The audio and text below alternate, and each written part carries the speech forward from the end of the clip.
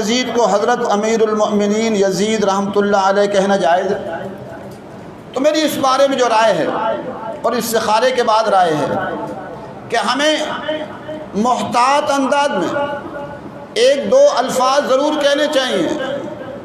وہ لفظ آپ اور زیادہ نہیں تو کم از کم اتنا کہنا چاہیے کہ حضرت یزید رحمۃ اللہ علیہ، حضرت یزید رحمۃ اللہ علیہ کہنا چاہیے. As far as your understanding about the wall of Karbala, you said that Yazid, may Allah be pleased with him, Yazid, may Allah be pleased with him, Yazid, may Allah be pleased with him, that he was ferocious and he was a villain, etc. There's difference of opinion. We're not here to discuss about history, and neither do I want to get a difference in the Muslim Ummah. What we say, there's a difference of opinion between the Sahabas. That is history. فیضان امیر معاویہ عاشق مصطفیٰ حضرت معاویہ زاہد و پارسا حضرت معاویہ خوب رو خوش ادا خوش نما خوش لقا حضرت معاویہ مخلص و باوفا حضرت معاویہ بے گناہ بے خطا حضرت معاویہ بے گناہ بے خطا حضرت معاویہ بے گناہ بے خطا حضرت حضرت اتوار کو بڑی رات ہے 22ویں شب، اتوار کو جلوس بیعت معاویہ نکلے گا اور انشاءاللہ مدنی مذاکرہ ہوگا اور لنگر معاویہ بھی کھائیں گے انشاءاللہ. فیضان امیر معاویہ مسلم الثبوت ہے فضیلت معاویہ، آیاغ شمس کی طرح، آیاغ شمس کی طرح کرامت معاویہ. وہ جس سے روٹھ جائے تو رسول اس سے روٹھ جائے، نبی سے اس طرح کی ہے قرابت معاویہ.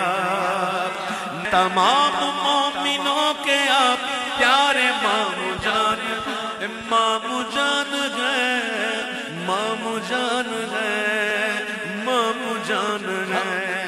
تمام مومنوں کے آپ پیارے مامو جان ہے. ہمیں بہت عزیز ہے یہ نسبت معاویہ، معاویہ کے پیار سے ہمارا بیڑا پار ہے. گناہ بخشوائے گی شفاعت معاویہ. جو عاشق رسول گئے وہ ان سے پیار کرتے گئے، فقط منافقوں کو ہے عداوت معاویہ.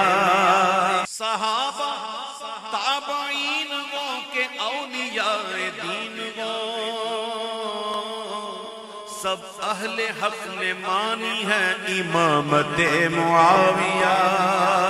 ہر ایک عدو پہ لعنت خدا کی اور رسول کی ہے، باعث رضائے رب اطاعت معاویہ، ہے باعث رضائے رب اطاعت معاویہ.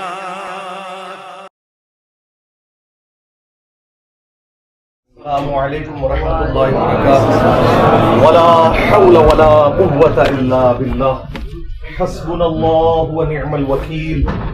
یا حی یا قیوم برحمتک استغیث، لا الہ الا انت سبحانک انی کنت من الظالمین. ربنا آتنا من لدنک رحمہ وہیئ لنا من امرنا رشدا. اللهم صل على محمد وعلى آل محمد وأصحاب محمد وأزواج محمد وأمة محمد أجمعين إلى يوم الدين آمين.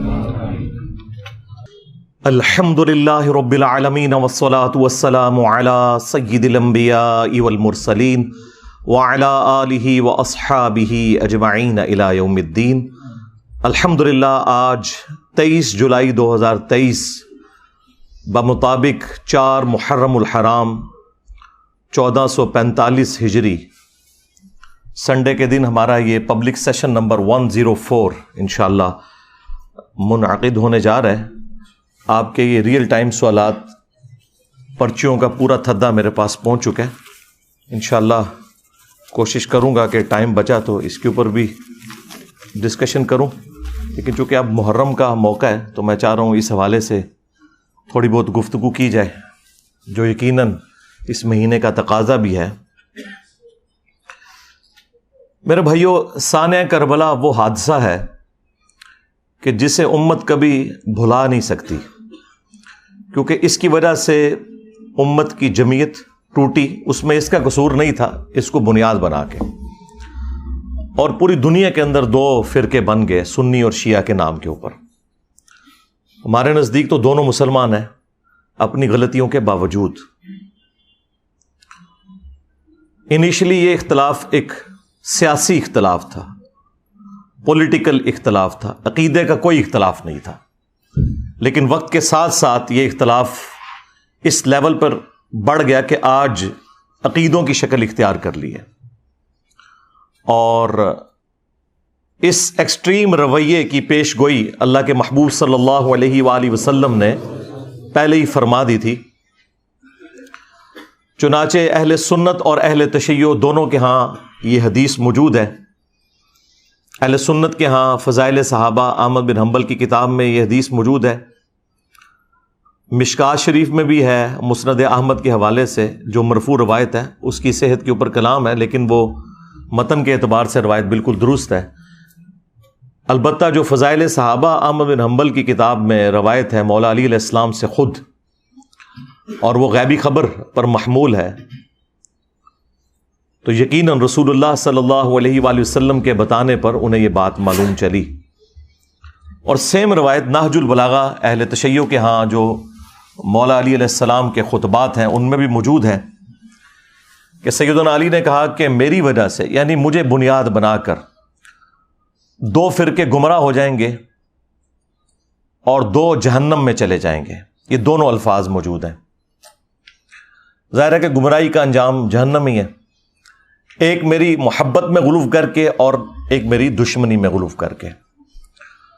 محبت میں غلو کرنے والوں کے لیے جو ٹرم یوز کی جاتی ہے وہ رافضی کی ٹرم، اردو میں ہم رافضی کہتے ہیں. اور جو دشمنی میں، بغض میں بڑھنے والے لوگ ہیں ان کے لیے ناصبی کا ورڈ استعمال کیا جاتا ہے. تو یہ رافضی اور ناصبی، ظاہر ہے کہ رافضی اکثریت میں اہل تشیع کے ہاں پائے جاتے ہیں اور ناصبی جو ہیں وہ اہل سنت کے ہاں پائے جاتے ہیں. اور جب غصہ آتا ہے تو اہل سنت شیعہ کو رافضی کہتے ہیں اور شیعہ اہل سنت کو ناصبی کہتے ہیں. حالانکہ یہ دونوں جو گروہ ہیں ایک پولیٹیکل اختلاف کی بنیاد پہ الگ ہوئے، اور پھر اس میں جو ایکسٹریم لوگ تھے انہوں نے اس قسم کا ہنگامہ کھڑا کیا کہ اس بڑے لیول پہ وہ ہنگامہ چلا گیا کہ آج گمراہی اپنے عروج کے اوپر ہے. اگر اہل تشیع کے ہاں ایسے رافضی موجود ہیں جو علی اللہ کہتے ہیں، نعوذ باللہ، ہمارے سب کانٹیننٹ میں تو بہت کم لوگ ہیں، زیادہ تر یہ شام کے اندر نصیریہ فرقہ پایا جاتا ہے اور شیعہ خود انہیں کافر سمجھتے ہیں.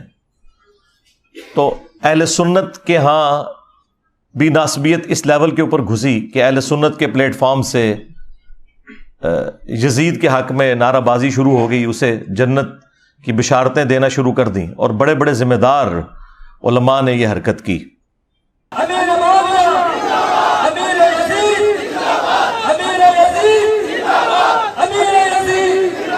کیا یزید کو حضرت امیر المؤمنین یزید رحمۃ اللہ علیہ کہنا جائز ہے؟ تو میری اس بارے میں جو رائے ہے اور استخارے کے بعد رائے ہے کہ ہمیں محتاط انداز میں ایک دو الفاظ ضرور کہنے چاہیے. وہ لفظ آپ اور زیادہ نہیں تو کم از کم اتنا کہنا چاہیے کہ حضرت یزید رحمۃ اللہ علیہ، حضرت یزید رحمۃ اللہ علیہ کہنا چاہیے. As far as your understanding about the wall of Karbala, you said that Yazid, may Allah be pleased with him, Yazid, may Allah be pleased with him, Yazid, may Allah be pleased with him, that he was ferocious and he was a villain, etc. There's difference of opinion. We're not here to discuss about history. and you want to get a difference in the Muslim Ummah. What we say, there's a difference of opinion between the Sahaba. That's history. اور سیدنا علی کے مقابلے پر حضرت امیر معاویہ رضی اللہ تعالیٰ عنہ کو بڑھا چڑھا کر پیش کیا گیا، بجائے یہ کہ اس پر اکتفا کیا جاتا کہ ان کی غلطیوں کو صحابی ہونے کی وجہ سے ہم صرف ڈسکس کر کے چھوڑ دیتے، لان تان سے پرہیز کرتے، باقی ان کا معاملہ اللہ کے سپرد، وہ تو قیامت والے دن اللہ جانے اور اس کے بندے جانے۔ لیکن یہاں پر لوگوں نے جو قاتلین اہل بیت تھے ان لوگوں کے ناموں کی کانفرنسز کرنا شروع کر دیں، مقتولین کو بھلا دیا، بجائے یہ کہ عمار ابن یاسر کے اوپر کوئی کانفرنس کی جاتی جو اولو العزم اصحاب میں سے ہیں، سابقون الاولون میں سے ہیں، اصحاب بدر میں سے ہیں،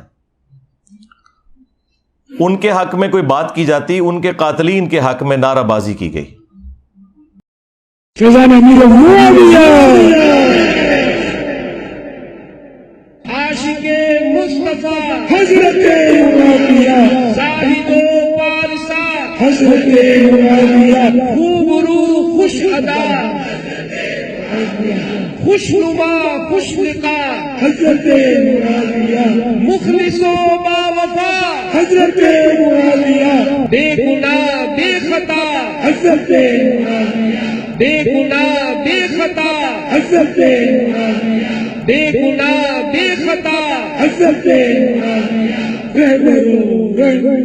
حضرت اتوار کو بڑی رات ہے، 22ویں شب اتوار کو جلوس بیاد معاویہ نکلے گا اور انشاءاللہ مدنی مذاکرہ ہوگا اور لنگر معاویہ بھی کھائیں گے انشاءاللہ۔ فیضان امیر معاویہ مسلم الثبوت ہے فضیلت معاویہ، آیاغ شمس کی طرح، آیاغ شمس کی طرح کرامت معاویہ، وہ جس سے روٹھ جائے تو رسول اس سے روٹھ جائے، نبی سے اس طرح کی ہے قرابت معاویہ، تمام مومنوں کے آپ پیارے مامو جان، مامو جان ہے، مامو جان ہے، مامو جان ہے، تمام مومنوں کے آپ پیارے مامو جان ہے، ہمیں بہت عزیز ہے یہ نسبت معاویہ، معاویہ کے پیار سے ہمارا بیڑا پار ہے،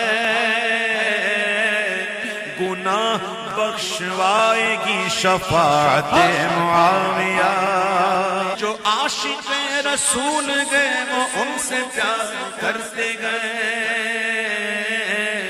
فقط منافقوں کو ہے عداوت معاویہ، صحابہ تابعین وہ کہ اولیاء دین وہ سب اہل حق نے مانی ہے امامت معاویہ، ہر ایک عدو پہ لعنت خدا کی اور رسول کی، ہے باعث رضائے رب اطاعت معاویہ، ہے باعث رضائے رب اطاعت معاویہ۔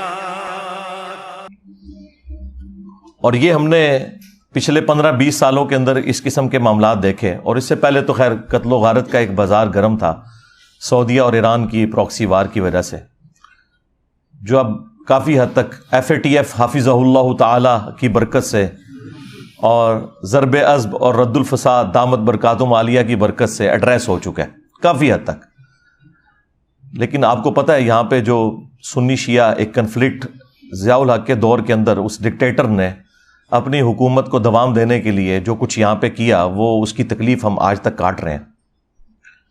بہرحال یہ تاریخ میں ہمیشہ ہوتا رہا، اہل سنت شیعہ کو رافضی کہتے رہے، شیعہ اہل سنت کو ناصبی کہتے رہے، حالانکہ دونوں میں اکثریت ان لوگوں کی موجود تھی جو ماڈریٹ تھے، اختلاف رائے رکھتے تھے لیکن ایک دوسرے کو مسلمان ہی سمجھتے تھے۔ شیعہ کافر کے نعرے ٹوائلٹس کے اندر لکھے گئے، اور باقاعدہ ایک مہم چلائی گئی، اور اس وقت جو بھی ماڈریٹ علماء بولتے تھے انہیں قتل کر دیا جاتا تھا، اہل سنت میں سے بھی اور اہل تشیع کے اندر سے بھی۔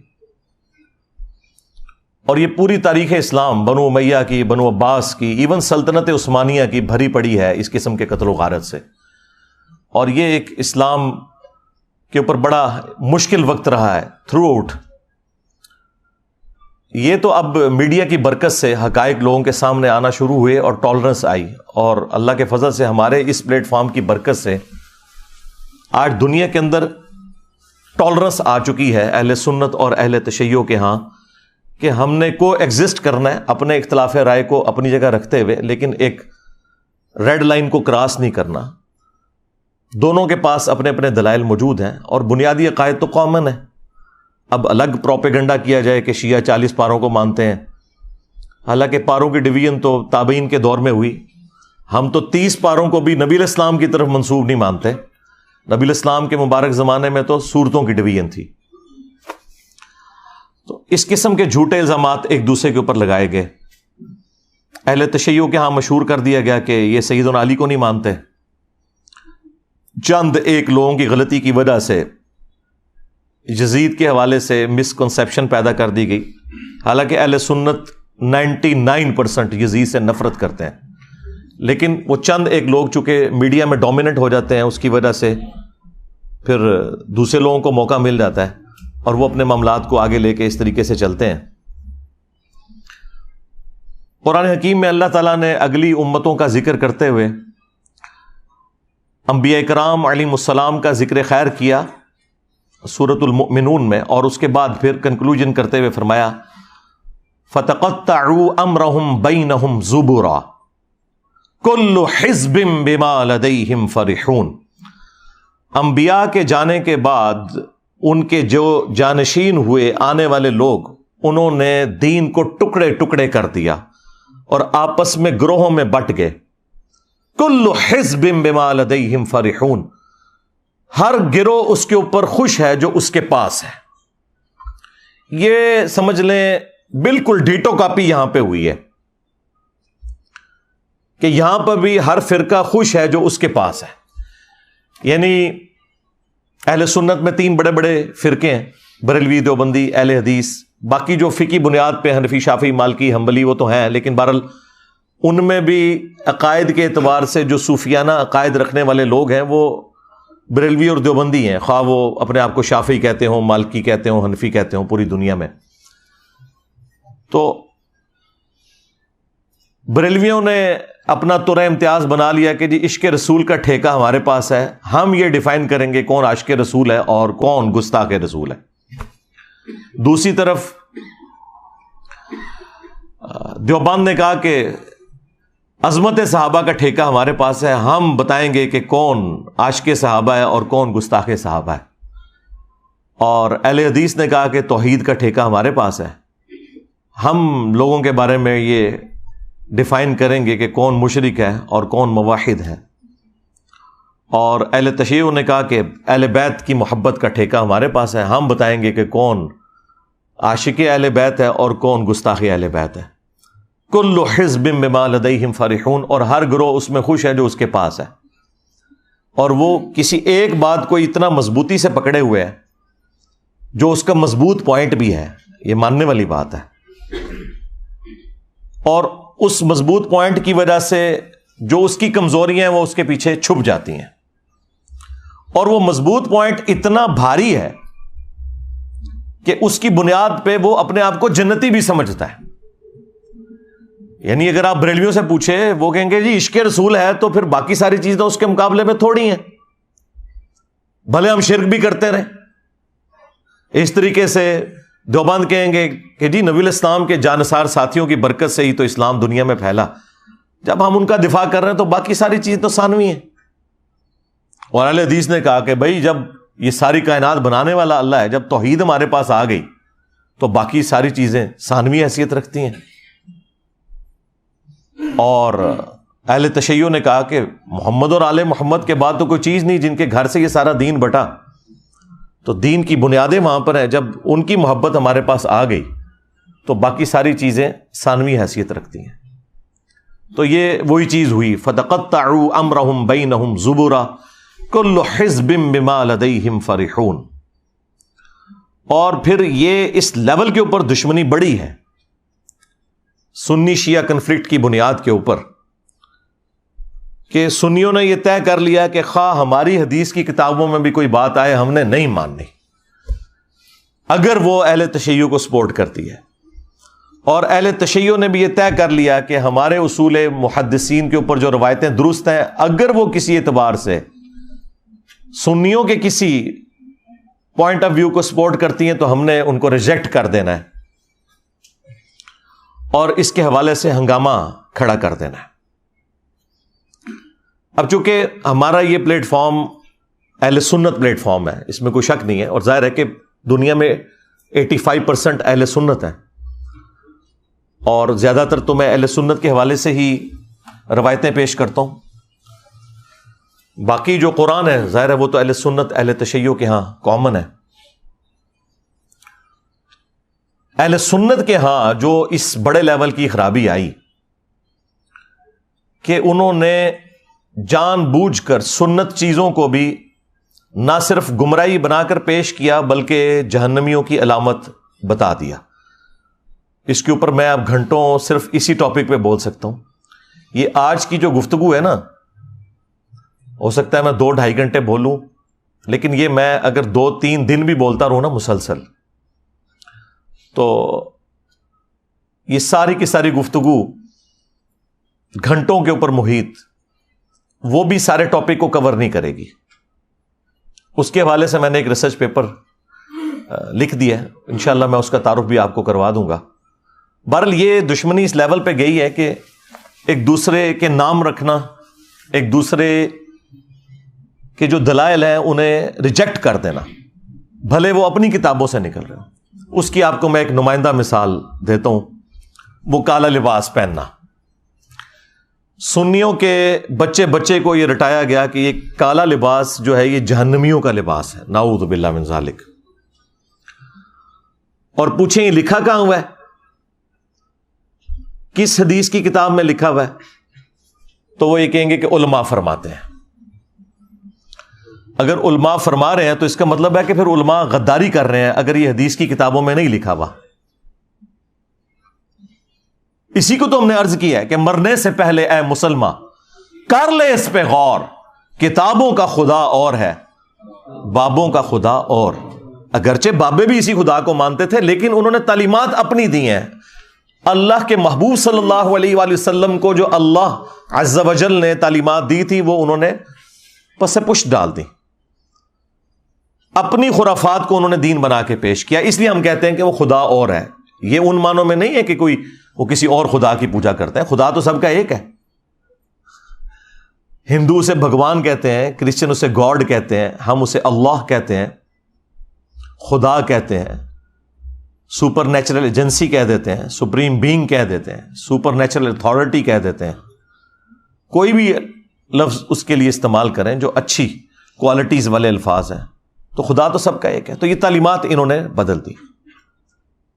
کیا انہیں یہ نہیں پتا تھا کہ صحیح مسلم کے اندر موجود ہے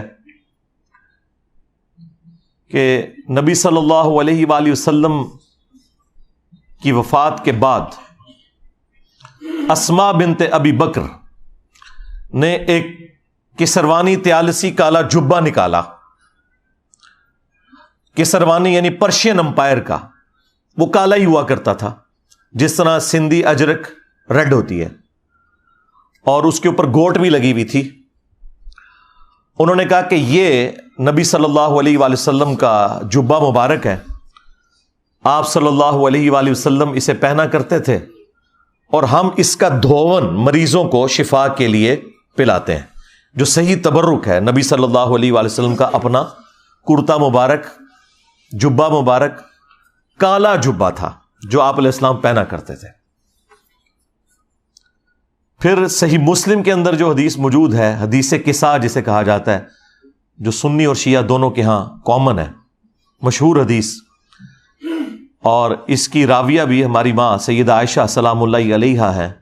وہ کہتی ہیں کہ نبی صلی اللہ علیہ وآلہ وسلم اپنے گھر سے اس حال میں برآمد ہوئے کہ آپ نے ایک منقش چادر کالے رنگ کی اوڑھی ہوئی تھی، جس کے اوپر اونٹ کے کجاووں کی مانند ڈیزائن بھی بنے ہوئے تھے، جس کی وجہ سے یہ ہماری نعتیں لکھی جاتی ہیں، کالی کملی والے۔ تو چٹی کملی والے کیوں نہیں کہتے؟ یہ تو جہنمیوں کا لباس نہیں ہے، نعتوں میں نہیں خیال آیا؟ تو یہ تو مسلم شریف میں تھا۔ اور اما عائشہ کہتی ہیں کہ نبی علیہ السلام نے وہ چادر اوڑھی ہوئی تھی، اتنے میں حسن ابن علی آئے اور نبی علیہ السلام نے انہیں اپنی چادر کے نیچے لیا، پھر حسین ابن علی آئے، پھر سیدہ فاطمہ آئیں، اور پھر مولا علی علیہ السلام آئے۔ ان سب کو نبی علیہ السلام نے اپنی چادر کے نیچے لیا اور خود بھی۔ اب یہ ایک بڑا غیر معمولی واقعہ ہے، اور سیدہ عائشہ یہ منظر دیکھ رہی ہیں، اور انہوں نے کوئی کنجوسی نہیں کی اس کو بیان کرنے میں۔ کوئی کہہ سکتا تھا کہ بڑی امبیرسمنٹ کی بات ہے کہ آپ کو چادر کے نیچے نہیں لیا، آپ بھی تو اہل البیت میں ہیں، سورۃ الاحزاب کی آیت نمبر 33 کے تحت۔ لیکن یہ جو اسپیشل پروٹوکول والے اہل البیت ہیں وہ وہی ہیں جن کو نبی علیہ السلام نے اپنی چادر کے نیچے لیا، جن کو ہم پنج تن پاک کہتے ہیں۔ کہتے ہیں جی یہ پنج تن پاک کہاں سے آ گیا؟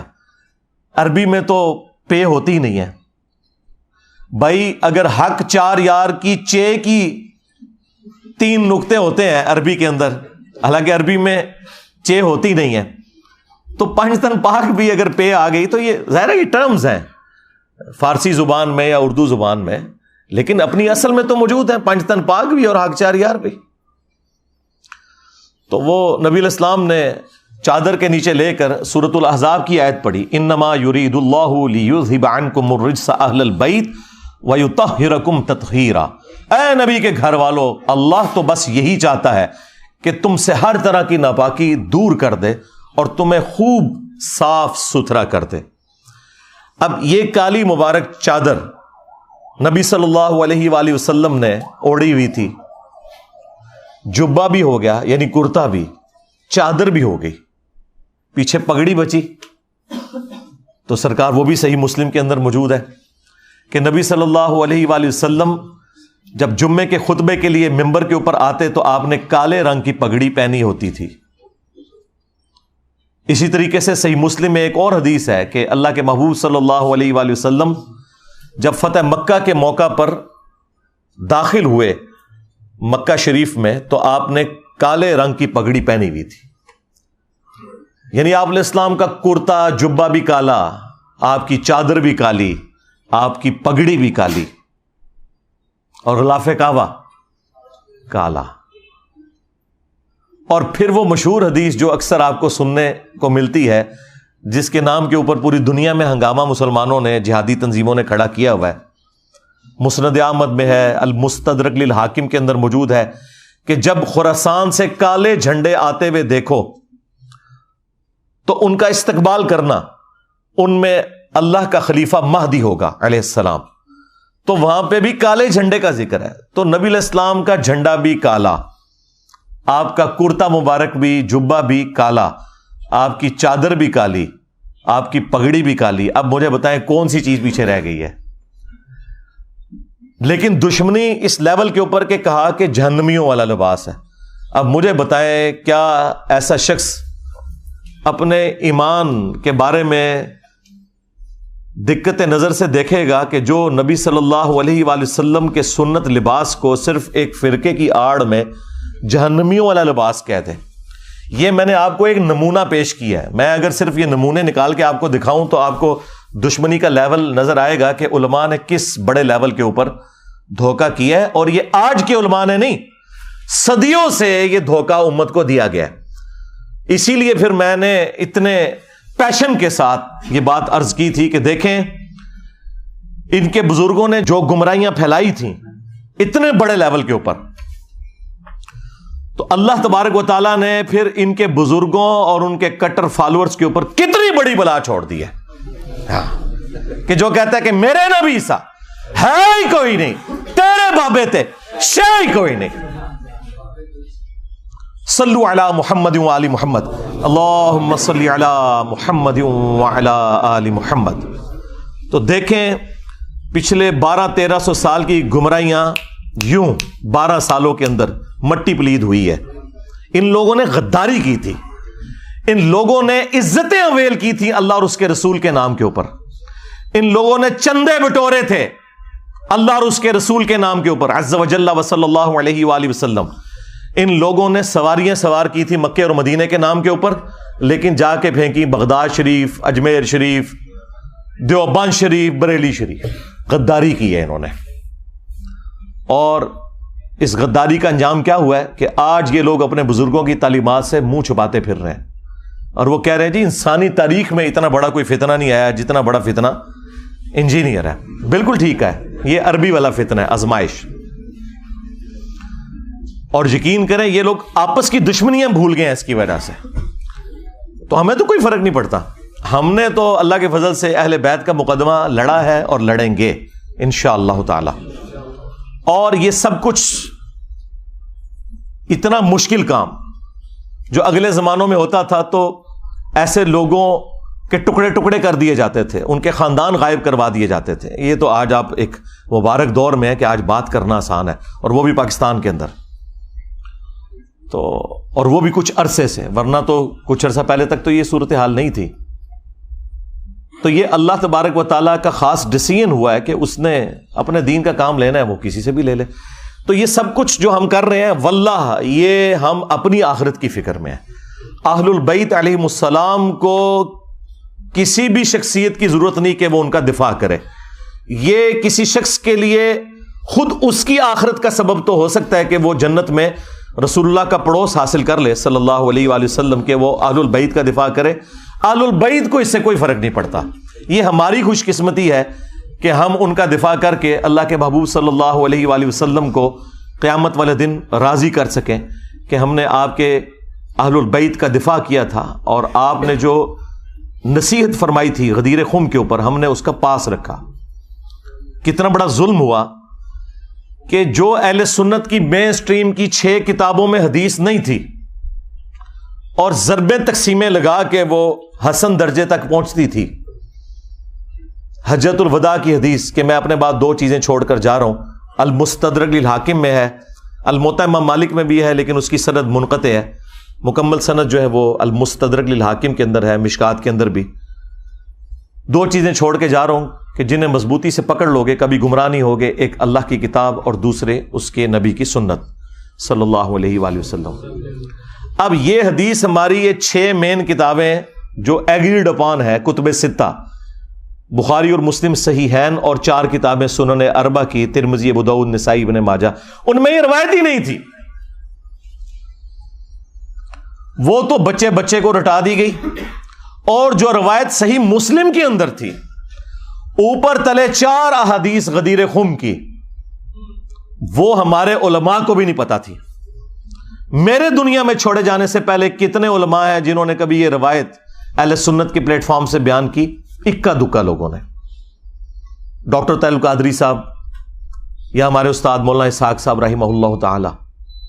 باقی تو سارے کے سارے لوگ جو ہیں وہ قرآن و سنت لے کے چلے, اور وہ بھی وہ روایت جو ان 6 کتابوں میں بھی نہیں تھی, جو 6 کتابوں میں مسلم شریف کے اندر تھی, صحیحین ٹاپ کی 2 کتابوں میں, اوپر تلے 4 احادیث غدیر خم کی 6225 سے لے کر 6228 تک. یہ جو 4 احادیث جو مشکات کے اندر بھی موجود ہیں, مسند احمد میں بھی, جامعہ ترمذی میں بھی, وہ چھپا کے رکھی گئی. اور یہ جو خطبہ غدیر کا ہے یہ نبی صلی اللہ علیہ وآلہ وسلم کہ حجۃ الوداع کے بعد کا خطبہ ہے, یہ اسے بھی سپرسیڈ کرنے والا ہے. اور آپ علیہ السلام کی وفات سے چند مہینے پہلے جب آپ حج کر کے مکے سے مدینے کی طرف واپس آ رہے تھے تو راستے میں پانی کے لیے خم نامی گاؤں پہ پڑاؤ کیا 18 ذوالحجہ 10 ہجری کو. اور نبی صلی اللہ علیہ وآلہ وسلم کے لیے اونٹ کے پالان کا ممبر بنایا گیا.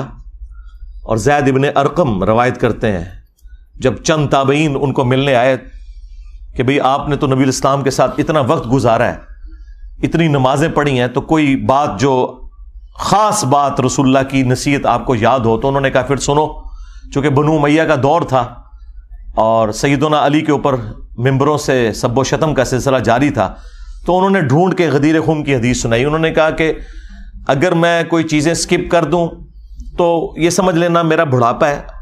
البتہ مجھے یہ ایک نصیحت یاد ہے کہ نبی الاسلام نے غدیر خم کے موقع پر اپنی وفات سے چند مہینے پہلے ایک خطبہ دیا, انتہائی بلیغ خطبہ. اس کے الفاظ ہی کنکلوڈنگ ہے, اے لوگو آگاہ ہو جاؤ میں بھی ایک انسان ہوں, قریب ہے کہ اللہ کا قاصد یعنی موت کا فرشتہ میرے پاس آئے اور میں اس کی دعوت قبول کر لوں. میں اپنے بعد تم میں 2 بھاری چیزیں چھوڑ کر جا رہا ہوں. ان میں سے پہلی چیز اللہ کی کتاب ہے, اس میں ہدایت ہے, اس میں نور ہے. یہ اللہ کی رسی ہے جو قرآن میں ہے نا, وَاعْتَصِمُوا بِحَبْلِ اللَّهِ جَمِيعًا وَلَا تَفَرَّقُوا, تم سب کے سب مل کر اللہ کی رسی کو مضبوطی سے پکڑ لو اور فرقوں میں مت بٹو.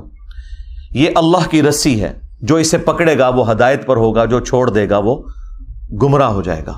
اور پھر نبی الاسلام ترغیب دلاتے رہے, اللہ کی کتاب, اللہ کی کتاب, اللہ کی کتاب.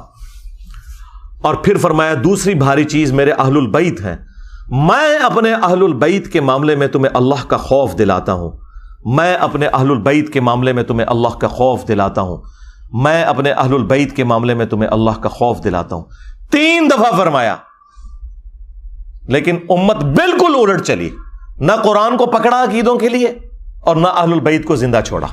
نبی الاسلام کو قبر مبارک میں گئے صرف 50 سال گزرے ہیں اور آپ کی پوری اولاد ذبح کر دی گئی. تو آپ سمجھتے ہیں کہ یہ کربلا بھلا دی جائے گی؟ نہیں, کربلا قیامت تک آپ کو ہانٹ کرے گی. ہاں, اور ہماری ویڈیوز کے بعد تو اب آپ بھول جائیں ہاں کہ کوئی شخص جو ہے وہ اس غم حسین کو مٹا سکتا ہے. یہ سوگ حسین نہیں ہے, سوگ 3 دن ہوتا ہے, یہ غم حسین ہے, یہ اسی طریقے سے جاری رہنا ہے. غم حمزہ نہیں ختم ہوا. صحیح بخاری میں حدیث ہے, فتح مکہ کے موقع پر حضرت بلال حبشی نے لا کر پیش کر دیا واشی کو حضور کے سامنے کہ چلیں جہاں باقیوں کی معافی ہو رہی ہے اس کی بھی ہو جائے. آپ علیہ السلام نے نگاہ اٹھا کے دیکھا, واشی, جی یا رسول اللہ. قاتل حمزہ, جی یا رسول اللہ. واشی تیرا اسلام قبول ہے, لیکن کیا تو ایسا کر سکتا ہے کہ تو مجھے اپنی شکل نہ دکھانا؟ پوری زندگی پھر واشی نے نبی الاسلام کا سامنا نہیں کیا. مسلمان صحابی اور شخصیت کون ہے؟ حریص علیکم بالمؤمنین رؤوف الرحیم, مومنین پر ان کی جانوں سے بڑھ کر حق رکھتے ہیں, ان کی جانوں سے بڑھ کر ان کے لیے حریص ہیں. کسی نے نہیں کہا کہ یا رسول اللہ یہ تو اسلام لے آئے ہیں تو آپ اپنے دل میں ان کا بغض کیوں رکھ رہے ہیں؟ ہمیں لوگ کہتے ہیں نا جی بغض ہے جی آپ کے دل کے اندر. صرف یہ کہ چچا کا غم بھلایا نہیں گیا. چچا بھی کوئی عام چچا تو نہیں تھا, وہ دو شریک بھائی بھی تھا, دین کا مجاہد تھا, بدر اور احد کے اندر آرمی چیف تھا نبی الاسلام کی فوج کا. تو کسی نے نہیں کہا یا رسول اللہ حمزہ کو تو شہید ہوئے 8 سال ہو چکے, سوگ تو 3 دن ہوتا ہے. کہاں 3 ہجری کے اندر یہ احد ہوئی, 5 سال ہو چکے تھے آلموسٹ اس وقت تک, اور 8 ہجری کے اندر فتح مکہ. 5 سال پرانی بات آپ نے آج تک سنبھال کے رکھی ہوئی ہے. ان کو پتا تھا. مجھے بتائیں کیا انسان کو اپنے چچا کے ساتھ زیادہ محبت ہوتی ہے یا اپنی اولاد کے ساتھ؟ اولاد کے ساتھ. پھر اولاد بھی وہ اولاد کہ بخاری میں حدیث موجود ہے, ابو داؤد کے اندر موجود ہے کہ نبی علیہ السلام اللہ کے حضور عرض کرتے کہ اے اللہ, ابراہیم علیہ السلام اپنے 2 بیٹوں اسحاق اور اسماعیل کو جن کلمات کے ذریعے تیری پناہ میں دیتے تھے, میں اپنے 2 بیٹوں حسن و حسین کو انہی کلمات کے ذریعے تیری پناہ میں دیتا ہوں. اعیذکما بکلمات اللہ التامہ من کل شیطان وہامہ ومن کل عین لامہ. دیکھیں ابراہیم کے بیٹے اسماعیل اور اسحاق اور نبی علیہ السلام کے بیٹے حسن و حسین علیہم السلام اجمعین. یعنی آپ ذرا لیول دیکھیں کمپیریزن کا. تو نبی علیہ السلام نے فرمایا کہ میں اپنے اہل البیت کے معاملے میں تمہیں اللہ کا خوف دلاتا ہوں. اور یہی حدیث جو مسلم شریف کے اندر موجود ہے، اس کا ایک طریق جو ہے وہ مسند احمد کے اندر بھی ہے.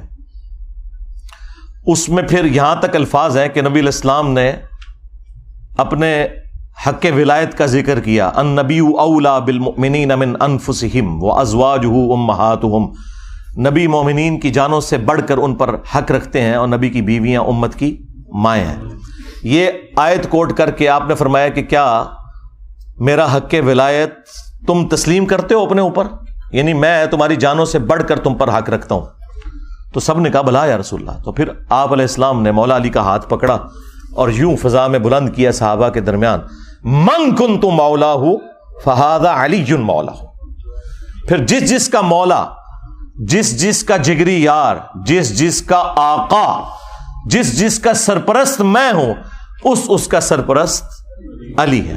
اور پھر اسی حالت میں کہا کہ اے اللہ اس سے محبت رکھ جو علی سے محبت رکھے، اس سے دشمنی رکھ جو علی سے دشمنی رکھے.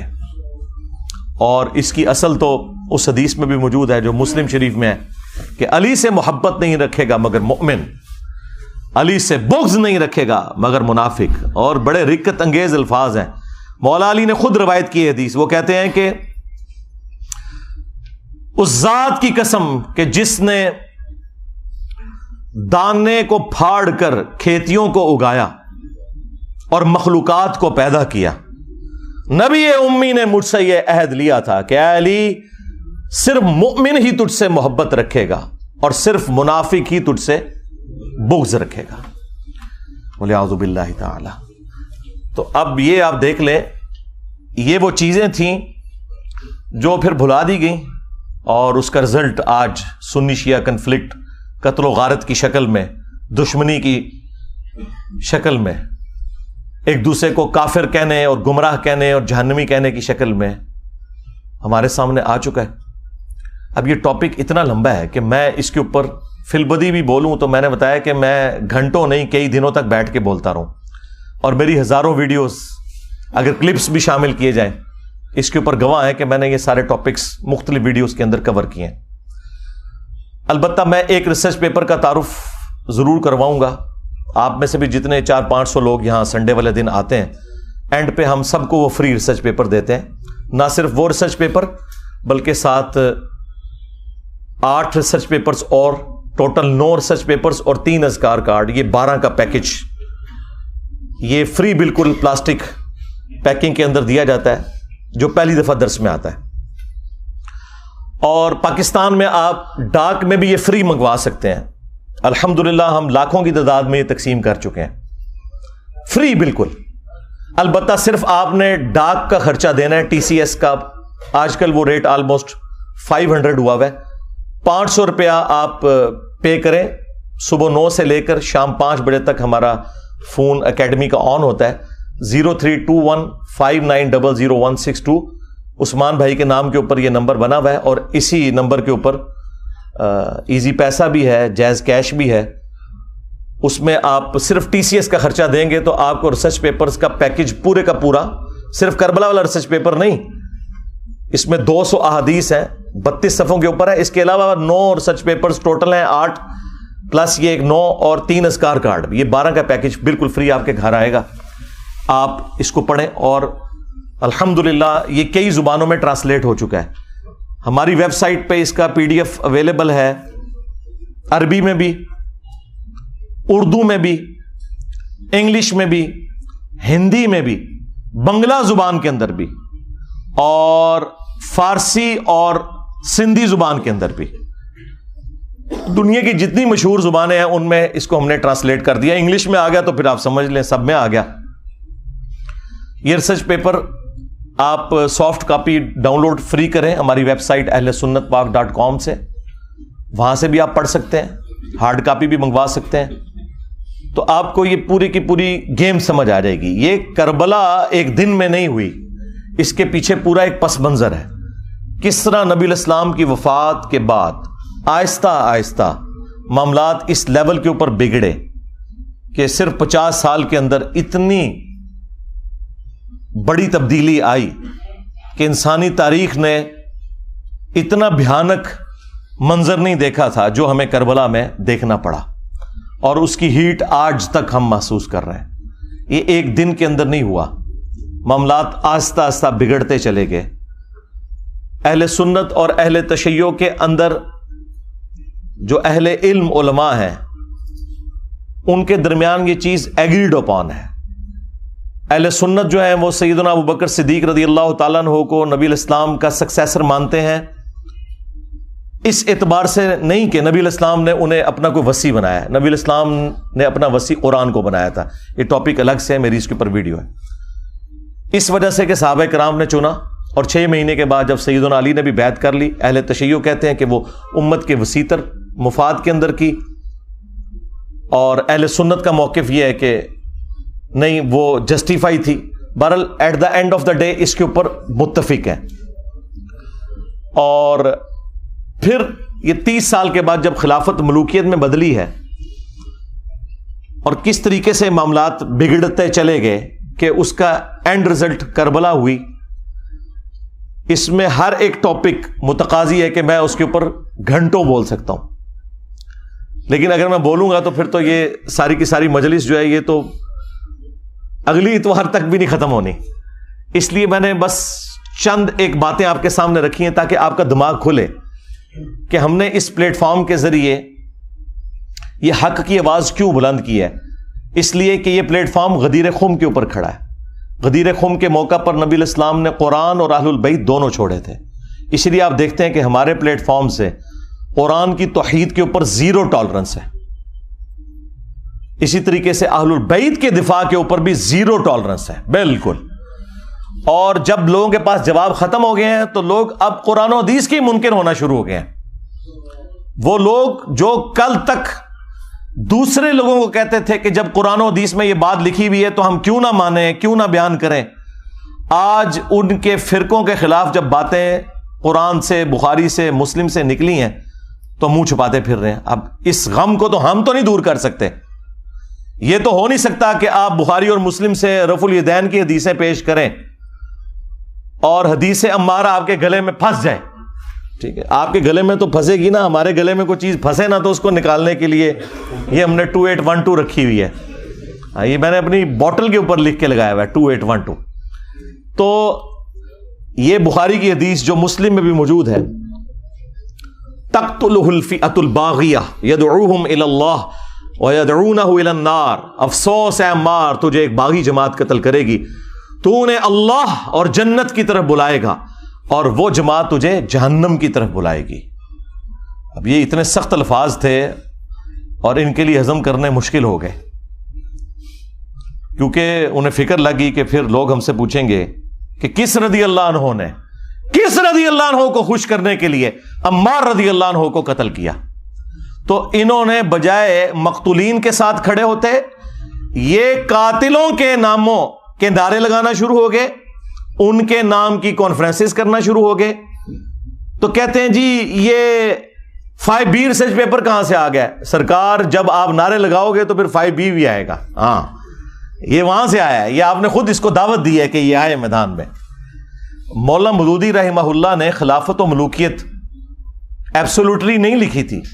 اس زمانے میں محمود احمد عباسی ایک ناصبی تھا جس نے خلافت معاویہ اور یزید کتاب لکھی، ایک جھوٹی کتاب، حکمرانوں کی لکھوائی ہوئی تاریخ سے حوالے نقل کر کے، اور قرآن و حدیث کے خلاف وہ کتاب لکھی جس میں اس نے بنو امیہ کو اونچا کیا اور اہل البیت کو نیچے۔ تو اس کے جواب میں مولانا مودودی نے خلافت و ملوکیت لکھی تھی، وہ تو جواب دے رہے تھے۔ میں نے بھی 2009 کے اندر جب ڈاکٹر ذاکر نائک نے یزید کو رضی اللہ عنہ کہہ دیا، may Allah please with him. As far as your understanding about the wall of Karbala, you said that Yazid, may Allah be pleased with him, Yazid, may Allah be pleased with him, Yazid, may Allah be pleased with him, that he was ferocious and he was a villain, etc. There's difference of opinion. We're not here to discuss about history, and neither do I want to get a difference in the Muslim Ummah. What we say, there's a difference of opinion between the Sahabas. That is history. تو بجائے اس کے کہ اس کا رد ہوتا، چند ایک علماء نے کیا، لیکن اوورال ہنگامہ نہیں کھڑا کیا جس طرح میرے خلاف انہوں نے ہنگامہ کھڑا کیا ہوا ہے۔ ڈاکٹر ذاکر نائک کے اوپر کون سی FIR کٹوائی ہے انہوں نے یزید کے مسئلے کے اوپر؟ اور میرے اوپر آئے دن یہ FIR کٹواتے رہتے ہیں. اصل میں تو بنو امیہ کی محبت انہیں اس کے اوپر ابھارتی ہے نا, پیچھے تو مسئلہ وہی ہے. تو اور کبھی ٹرینڈ چلانے کی کوشش کرتے ہیں اور جھوٹے الزامات لگاتے ہیں. تو وہ ڈاکٹر ذاکر نائک نے جب 2009 میں یہ بات کی تو میں نے اس کے جواب میں ویڈیو ریکارڈ کروائی تھی, اور حسینیت اور یزیدیت کا تحقیقی جائزہ. اور پھر آہستہ آہستہ جب معاملات مزید بڑھنا شروع ہوئے تو پھر مجھ پہ بھی مزید حقائق کھلتے چلے گئے. میں ساتھ ساتھ لوگوں کو ایجوکیٹ کرتا رہا. الٹیمیٹلی میں نے یہ ریسرچ پیپر 5B لکھا, اور اس 5B ریسرچ پیپر میں سیدنا عمر فاروق رضی اللہ تعالیٰ عنہ کی شہادت سے لے کر سیدنا حسین ابن علی رضی اللہ تعالیٰ عنہ علیہ السلام کی شہادت تک پوری اسلامک ہسٹری حدیث سے ہے. 200 سے زیادہ حدیثیں ہیں, اکثر بخاری اور مسلم سے ہیں. اور جو بخاری اور مسلم کے علاوہ ہیں ان پہ دور حاضر کے بڑے بڑے محققین کی میں نے تحکیم لگائی ہے. شیخ البانی رحمہ اللہ کی, شیخ زبیل زئی رحمہ اللہ کی, شیخ شعیب ارناؤت کی, اور باقی بڑے بڑے محدثین کی تحکیم لگی ہے. اس 5B ریسرچ پیپر میں کوئی ایک حدیث بھی ایسی نہیں ہے کہ جس کے اوپر صحت کا حکم نہ لگا ہوا ہو. ہاں یہ ہو سکتا ہے کہ بعض محدثین کے نزدیک وہ روایت ضعیف ہو تو بعض دوسرے اسے صحیح سمجھتے ہوں.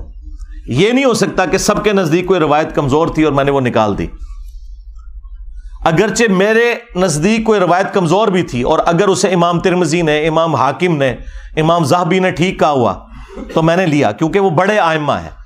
اور پھر ہمارے مخالفین وہ ہیں جو ہم سے زیادہ انہیں سمجھتے ہیں, بلکہ ہمیں تو وہ کچھ سمجھتے ہی نہیں ہیں. تو پھر ہم انہیں ان کے گھر کی خبر نہ دیں کہ تمہارے اپنے اصول کے اوپر تو یہ روایتیں درست تھی نا, انہیں مانو. کیونکہ جب ہم کوئی اپنی روایت پیش کرتے ہیں ان کتابوں سے تو تم ریجیکٹ کر دیتے ہو. بخاری مسلم تم ریجیکٹ نہیں کر سکتے تو اس کے لیے پھر تم باطل تعویلات تلاش کرنا شروع کر دیتے ہو, اور آئے دن کوئی نہ کوئی ہنگامہ کھڑا کرتے رہتے ہیں.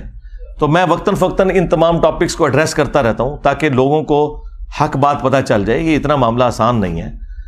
اب یہ پورا ایک ٹاپک ہے کس طریقے سے یہ سارے کے سارے معاملات خلفائے راشدین کے بعد سیدنا علی کے دور میں جنگ جمل, صفین, نہروان, اور اس سے بھی پہلے حضرت عثمان کیوں شہید ہوئے. آپ کو تو کہانی کروائی نا انہوں نے کہ جی وہ عبداللہ ابن سبا نے یہ سارا معاملہ خراب کیا تھا. بالکل جھوٹ بولا. ایک شخصیت جو حضرت علی کے دور میں سامنے آیا, جسے حضرت علی نے خود قتل کروایا, اس کو پکڑ کے انہوں نے شہادت عثمان کے چکر میں ڈال دیا تاکہ بنو امیہ کو چھپا لیں کہ بنو امیہ کے گورنروں کی وجہ سے حضرت عثمان غنی رضی اللہ تعالیٰ عنہ کے خلاف ان کی رعایا ہو گئی تھی, اور الٹیمیٹلی اس کا انجام ان کی شہادت ہوا. اور یہ وہ باتیں ہیں جو بخاری مسلم میں لکھی ہوئی ہیں. میں نے اپنے ریسرچ پیپر میں ساری احادیث وہ جمع کی ہیں, تاریخی روایتیں نہیں, حدیثیں. اس کے اوپر پردہ ڈالنے کے لیے انہوں نے باقی معاملات جو ہے نا وہ نئے اجاگر کرنا شروع کر دیے. اللہ کے بندو, یہ تو اتنا خطرناک معاملہ تھا کہ یہ معاملہ اس لیول کے اوپر بگڑا ہے کہ صرف بخاری مسلم سے اگر حدیثیں میں آپ کے سامنے رکھوں تو آپ کانوں کو ہاتھ لگائیں گے. صحیح بخاری میں 4108 نمبر حدیث ہے, 4108. تحکیم کے بعد جب ایک معاہدہ فائنل ہونے جا رہا تھا اور نہیں ہو سکا سیدنا علی اور حضرت معاویہ کے درمیان, اس کے بعد جب حضرت معاویہ مدینہ شریف آئے تو انہوں نے وہاں ایک خطبہ دیا. بخاری کے الفاظ ہیں کہ حضرت حفصہ جو تھی, سیدہ حفصہ, حضرت عمر کی بیٹی اور عبداللہ ابن عمر کی بہن اور ام المومنین بھی, انہوں نے اپنے بھائی عبداللہ بن عمر سے کہا کہ جاؤ, حضرت معاویہ آئے ہیں تو وہ خطبہ دے رہے ہیں, تمہاری غیر موجودگی کو کہیں فتنہ نہ شمار کر لیا جائے, تو تم جا کے ان کی تقریر سنو.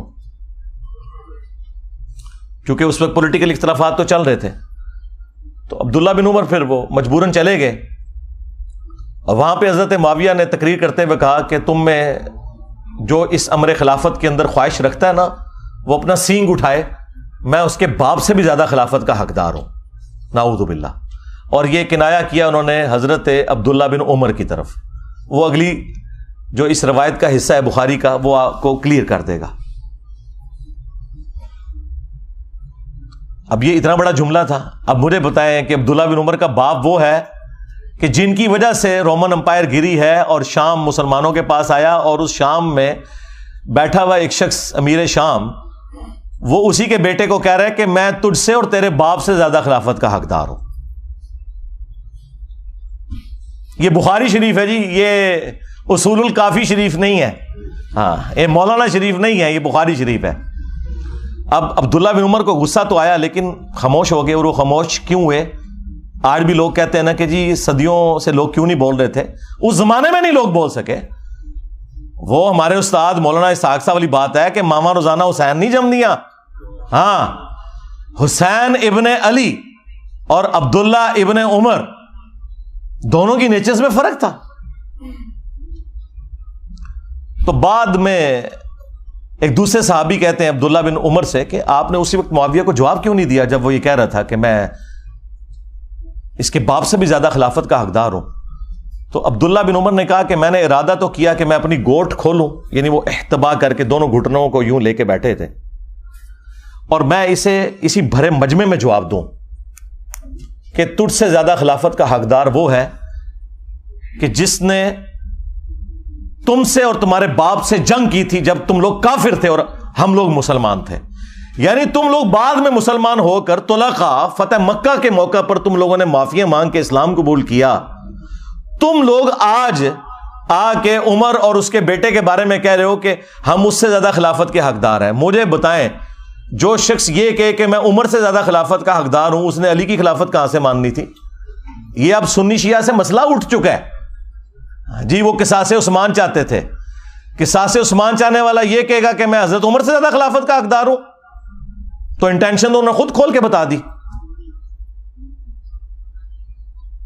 اچھا، تو وہ عبداللہ بن عمر کہتے ہیں میں نے ارادہ تو کیا اپنی گوٹ کھولوں اور میں ایسے کہوں کہ تجھ سے زیادہ خلافت کا حقدار اور تیرے باپ سے زیادہ وہ ہے کہ جن لوگوں نے تمہیں مار مار کے اسلام میں داخل کیا ہے.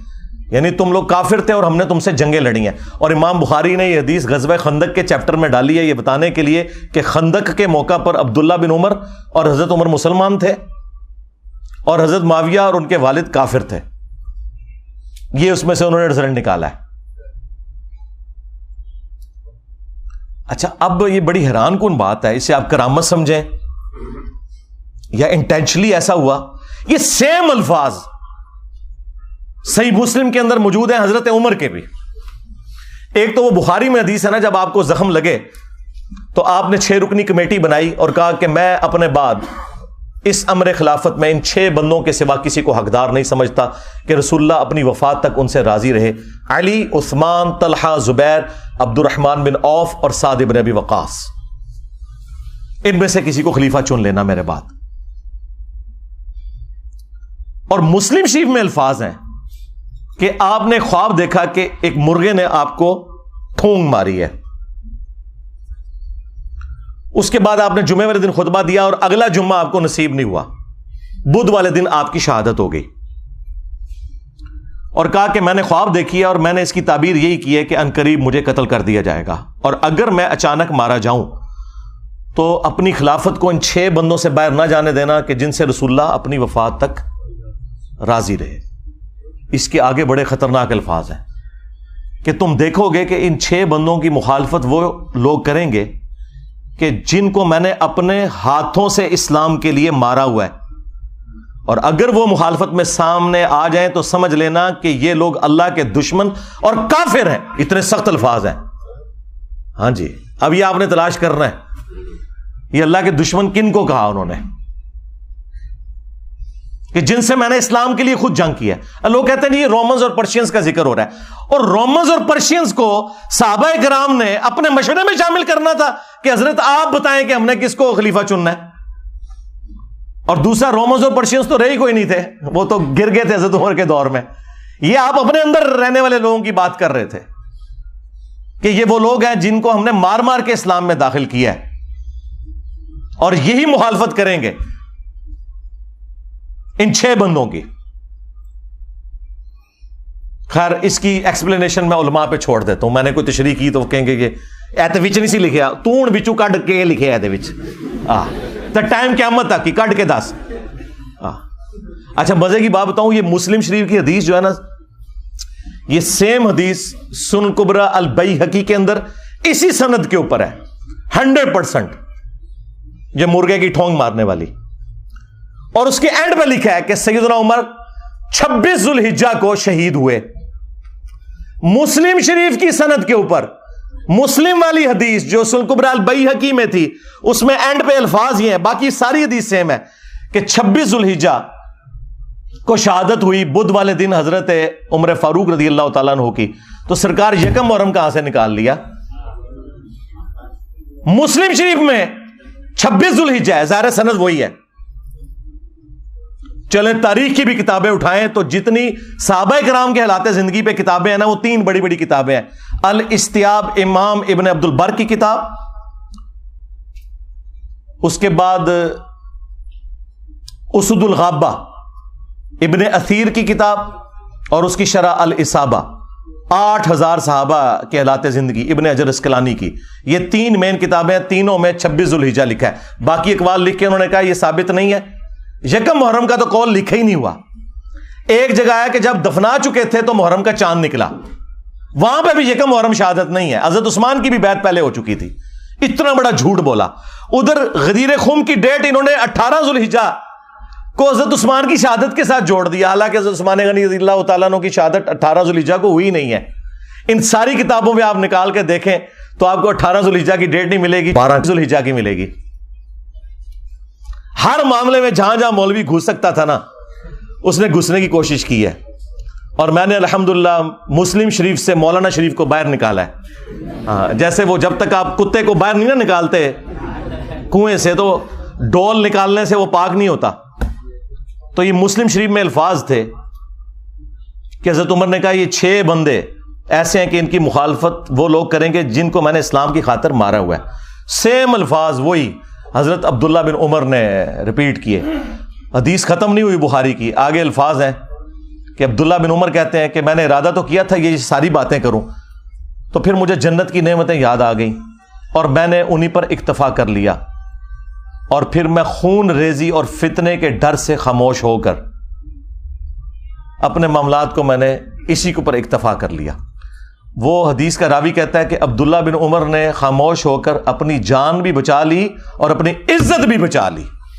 ایک ماموں نے دوسرے ماموں سے اپنی جان اور عزت بچائی۔ ابھی عبداللہ بن عمر بھی تو ماموں ہے نا، جب انہوں نے رشتے اس طرح کے نکالے ہوئے ہیں تو عبداللہ بن عمر ماموں نہیں ہے، وہ خال المومنین نہیں ہے۔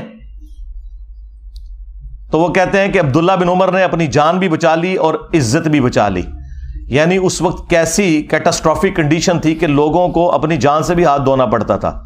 تو سرکار لوگ کہتے ہیں کہ بھی سارے حسین ابن علی کی طرح کیوں نہیں اکٹھے ہو گئے، اپنے بال بچوں کے ساتھ کیوں نہیں سامنے آ گئے؟ ایسا ہو نہیں سکتا میرے بھائی۔ یہ تو جن کا یعنی گھرانہ اتنا عالی ہے کہ جنہیں یہ پتا ہے کہ ہمارا کسی چیز کو ایکسیپٹ کرنا، اس کو دین کا حصہ بنا دینا ہے، انہوں نے ہی سامنے آنا تھا نا، باقی لوگوں نے کہاں سے آنا تھا؟ پھر سورہ مریم میں جو آیت ہے، اللہ تعالیٰ نے انبیاء کرام علیہم السلام کا ذکر کر کے فرمایا کہ جب انبیاء کرام دنیا سے چلے جاتے تھے نا، فَخَلَفَ مِن بَعْدِهِمْ خَلْفٌ، تو ان کے جانے کے بعد ایسے ناخلف لوگ جانشین ہوتے تھے، اضاعوا الصلاۃ، جو نمازوں کو ضائع کرتے تھے، واتبعوا الشہوات، اور وہ شہوات کی پیروی کرتے تھے، فسوف یلقون غیا، ان قریب یہ اپنے انجام کو پہنچ جائیں گے۔ اللہ تعالیٰ نے کہا کہ انبیاء جب بھی دنیا سے جاتے تھے، ان کے جانے کے بعد ناخلف لوگ ان کے جانشین بن جایا کرتے تھے، یعنی کچھ عرصہ گزرنے کے بعد ان قریب یہ اپنی اس گمراہی کی سزا کو پالیں گے۔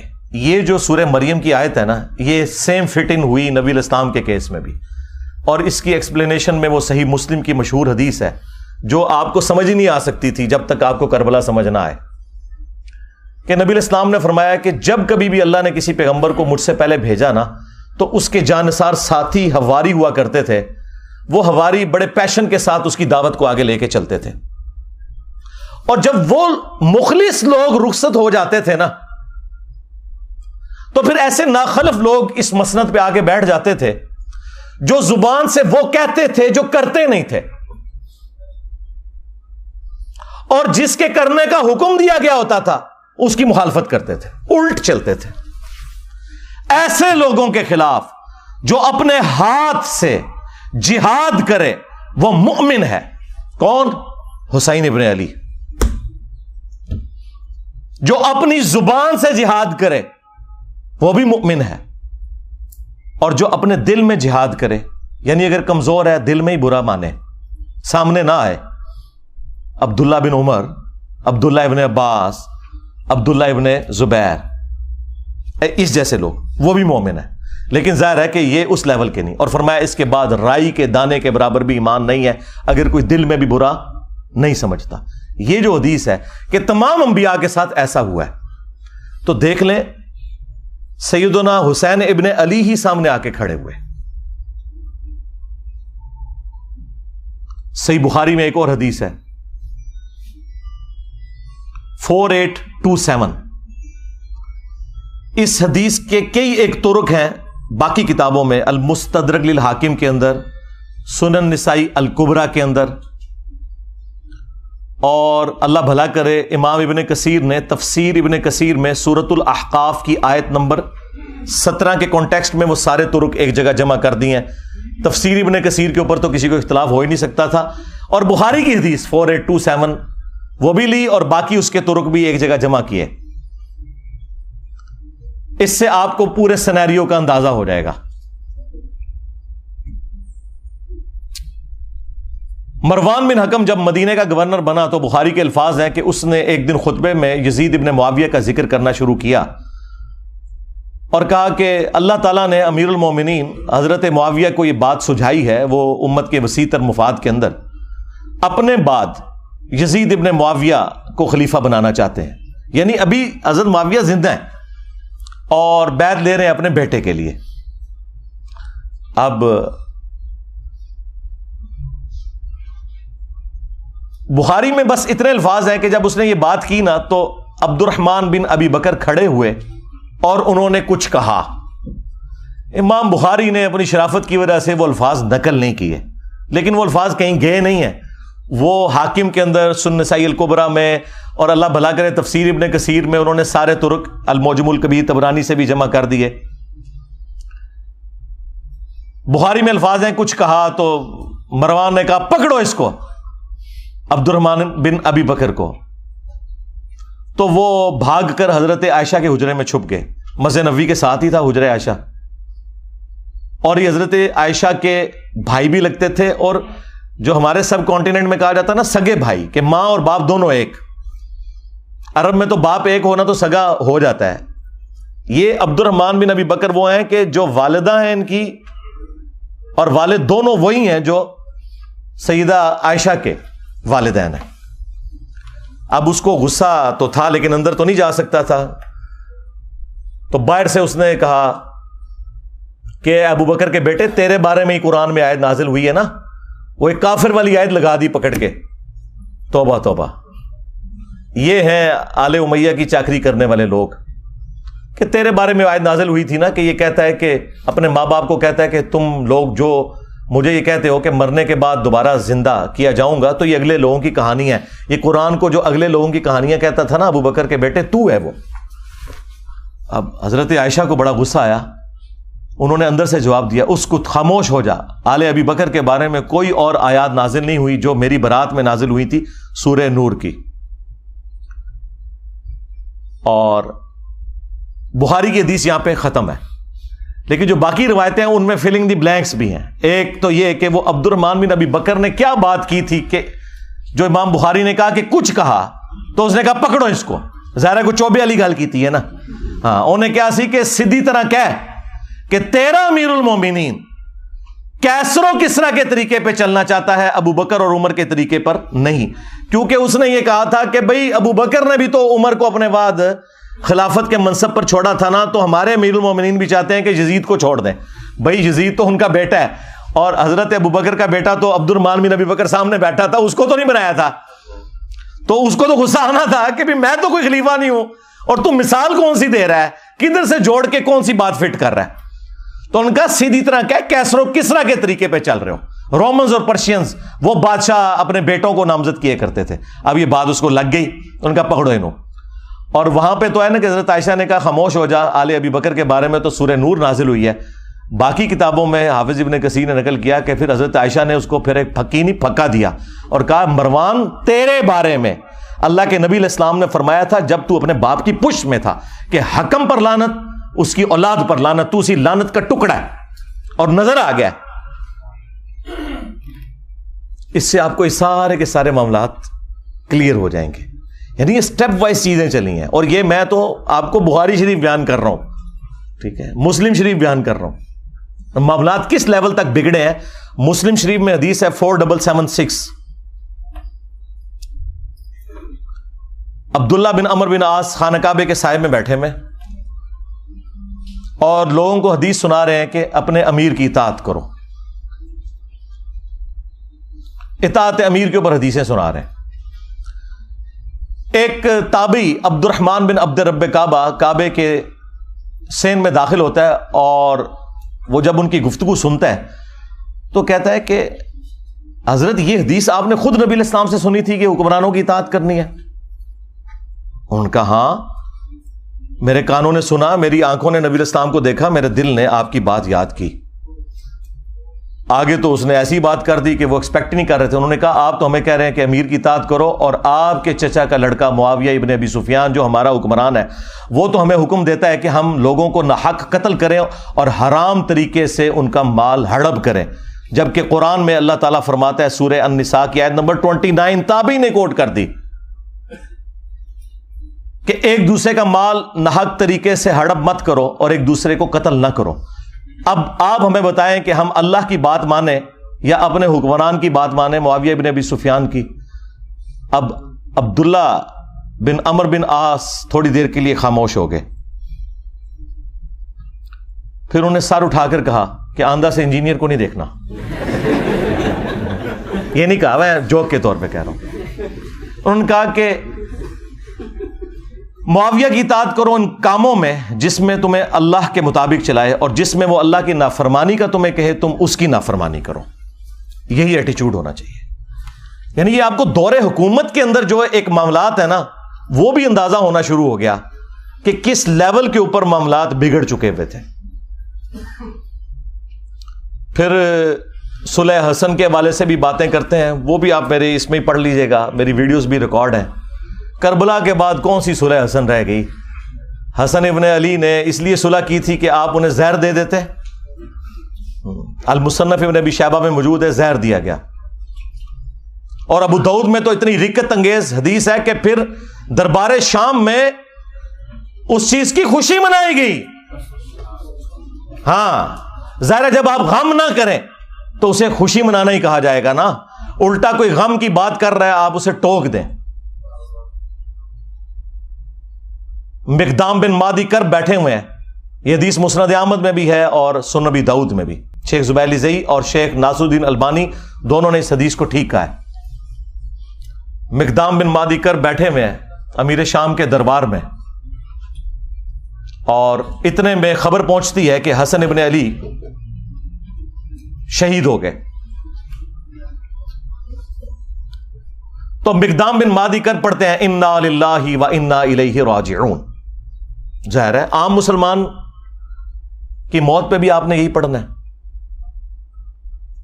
تو اب امام داؤد نے کہا کہ قال رجل, ایک مرد نے کہا. وہ کس مرد نے کہا؟ وہ مسند احمد میں ہے. قال معاویہ, معاویہ نے کہا تم حسن کے مرنے کو مصیبت سمجھتے ہو؟ اللہ اکبر. جب شاہ صاحب یہ بات کر رہے ہو تو شاہ کے وفادار تو ایک ہاتھ آگے جائیں گے. وہاں ایک چمچا بیٹھا تھا امیر شام کا, اس نے کہا حسن تو ایک آگ کا انگارہ تھا جسے اللہ نے بجھا دیا. نعوذ باللہ. اس جملے کا مطلب آپ سمجھتے ہیں کیا ہے؟ یعنی حسن کے ساتھ ظاہر ہے یہ ایک پیس ٹریٹی اور صلح حسن ہوئی ہوئی تھی, کچھ شرائط تھیں, تو آگ کا انگارہ اس لیے تھا کہ کسی بھی وقت ان شرائط کے ٹوٹنے کے اوپر حسن قیام کر سکتے ہیں, جو ان سے ہم نے وعدہ خلافیاں بھی کی ہیں اتنی زیادہ, سوائے ایک خمس ملتا تھا, باقی تو کوئی بھی شرط پہ عمل نہیں ہوا. تو حسن آگ کا ایک انگارہ تھا جسے اللہ نے بجھا دیا. اب یہ بات حضرت مقدام بن مادی کرب نے جب سنی تو انہیں تو لگ گئی آگ. انہوں نے کہا کہ معاویہ تم نے مجھ سے ایسی بات کی ہے جس سے مجھے تکلیف ہوئی ہے. اللہ کی قسم میں اس وقت تک یہاں سے نہیں اٹھوں گا جب تک تمہیں بھی اسی طرح تکلیف نہ دوں. اور معاویہ اگر میں سچ بولوں تو میری تصدیق کرنا، اور اگر جھوٹ بولوں تو کہہ دینا کہ میں جھوٹ بول رہا ہوں. پھر انہوں نے کہا کہ اے معاویہ کیا اللہ کے نبی علیہ السلام نے یہ نہیں فرمایا تھا کہ چیتوں اور درندوں کی کھالیں ان کو پہننے ان کو اوڑھنے سے کیا اللہ کے نبی علیہ السلام نے منع نہیں فرمایا تھا؟ کیا اللہ کے نبی صلی اللہ علیہ وآلہ وسلم نے سونے چاندی کے جو برتن ہیں ان کو استعمال کرنے سے منع نہیں فرمایا تھا؟ اب وہ جو حرمت والی چیزیں وہ گنواتے چلے گئے اور حضرت معاویہ تصدیق کرتے چلے گئے، اور اینڈ پہ پتا انہوں نے کیا بولا؟ انہوں نے کہا یہ سارے حرام کام تیرے گھر میں ہو رہے ہیں. ٹھیک ہے، یعنی تیرے اپنے گھر کی حالت یہ ہے اور تو حسن بن علی کے بارے میں بات کر رہا ہے. اور پھر انہوں نے ایک جملہ بولا کہ میں حسن کی موت کو مصیبت کیوں نہ جانوں کہ اللہ کے نبی علیہ السلام اپنے زانوں پر ایک طرف حسن ابن علی کو بٹھاتے تھے، دوسری طرف حسین ابن علی کو، اور کہتے تھے حسن مجھ سے ہے حسین علی سے ہے. اب یہ ساری کی ساری عزت افزائی انورٹڈ کاماز میں جب کروائی امیر شام نے تو انہوں نے کہا مقدام مجھے پتا تھا میں باتوں میں تم سے نہیں جیت سکتا. اور پھر انہوں نے کہا کہ لاؤ مال و دولت مقدام کو بھی دو ان کے ساتھیوں کو بھی دو. تو مقدام کو جو انہوں نے گفٹ دیے وہ وہی انہوں نے غریب لوگوں میں ادھر ہی تقسیم کر دیے. بعد میں پھر امیر شام نے پوچھا کہ وہ گفٹس کا کیا بنا، تو انہوں نے کہا کہ مقدام نے تو سب کچھ یہیں پہ تقسیم کر دیا. تو انہوں نے پھر ان کی تعریف کی کہ ہاں مقدام تو پھر مقدام ہے نا. یعنی وہی جو حکمرانی کی مجبوریاں ہیں جڑی ہوئی وہ مجبور کرتی ہیں. کہاں بنو عباس نے شیعان علی کو استعمال کیا بنو امیہ کو الٹنے کے لیے، اور جب حاکم بنے تو بنو امیہ سے بھی زیادہ مظالم کرنے شروع کر دیے. کیوں؟ یہ بس ایک کرسی کا تقاضا تھا، یہ جس کے نیچے جاتی ہے نا اس کے اندر وہ ساری خرابیاں پیدا ہونا شروع ہو جاتی ہیں.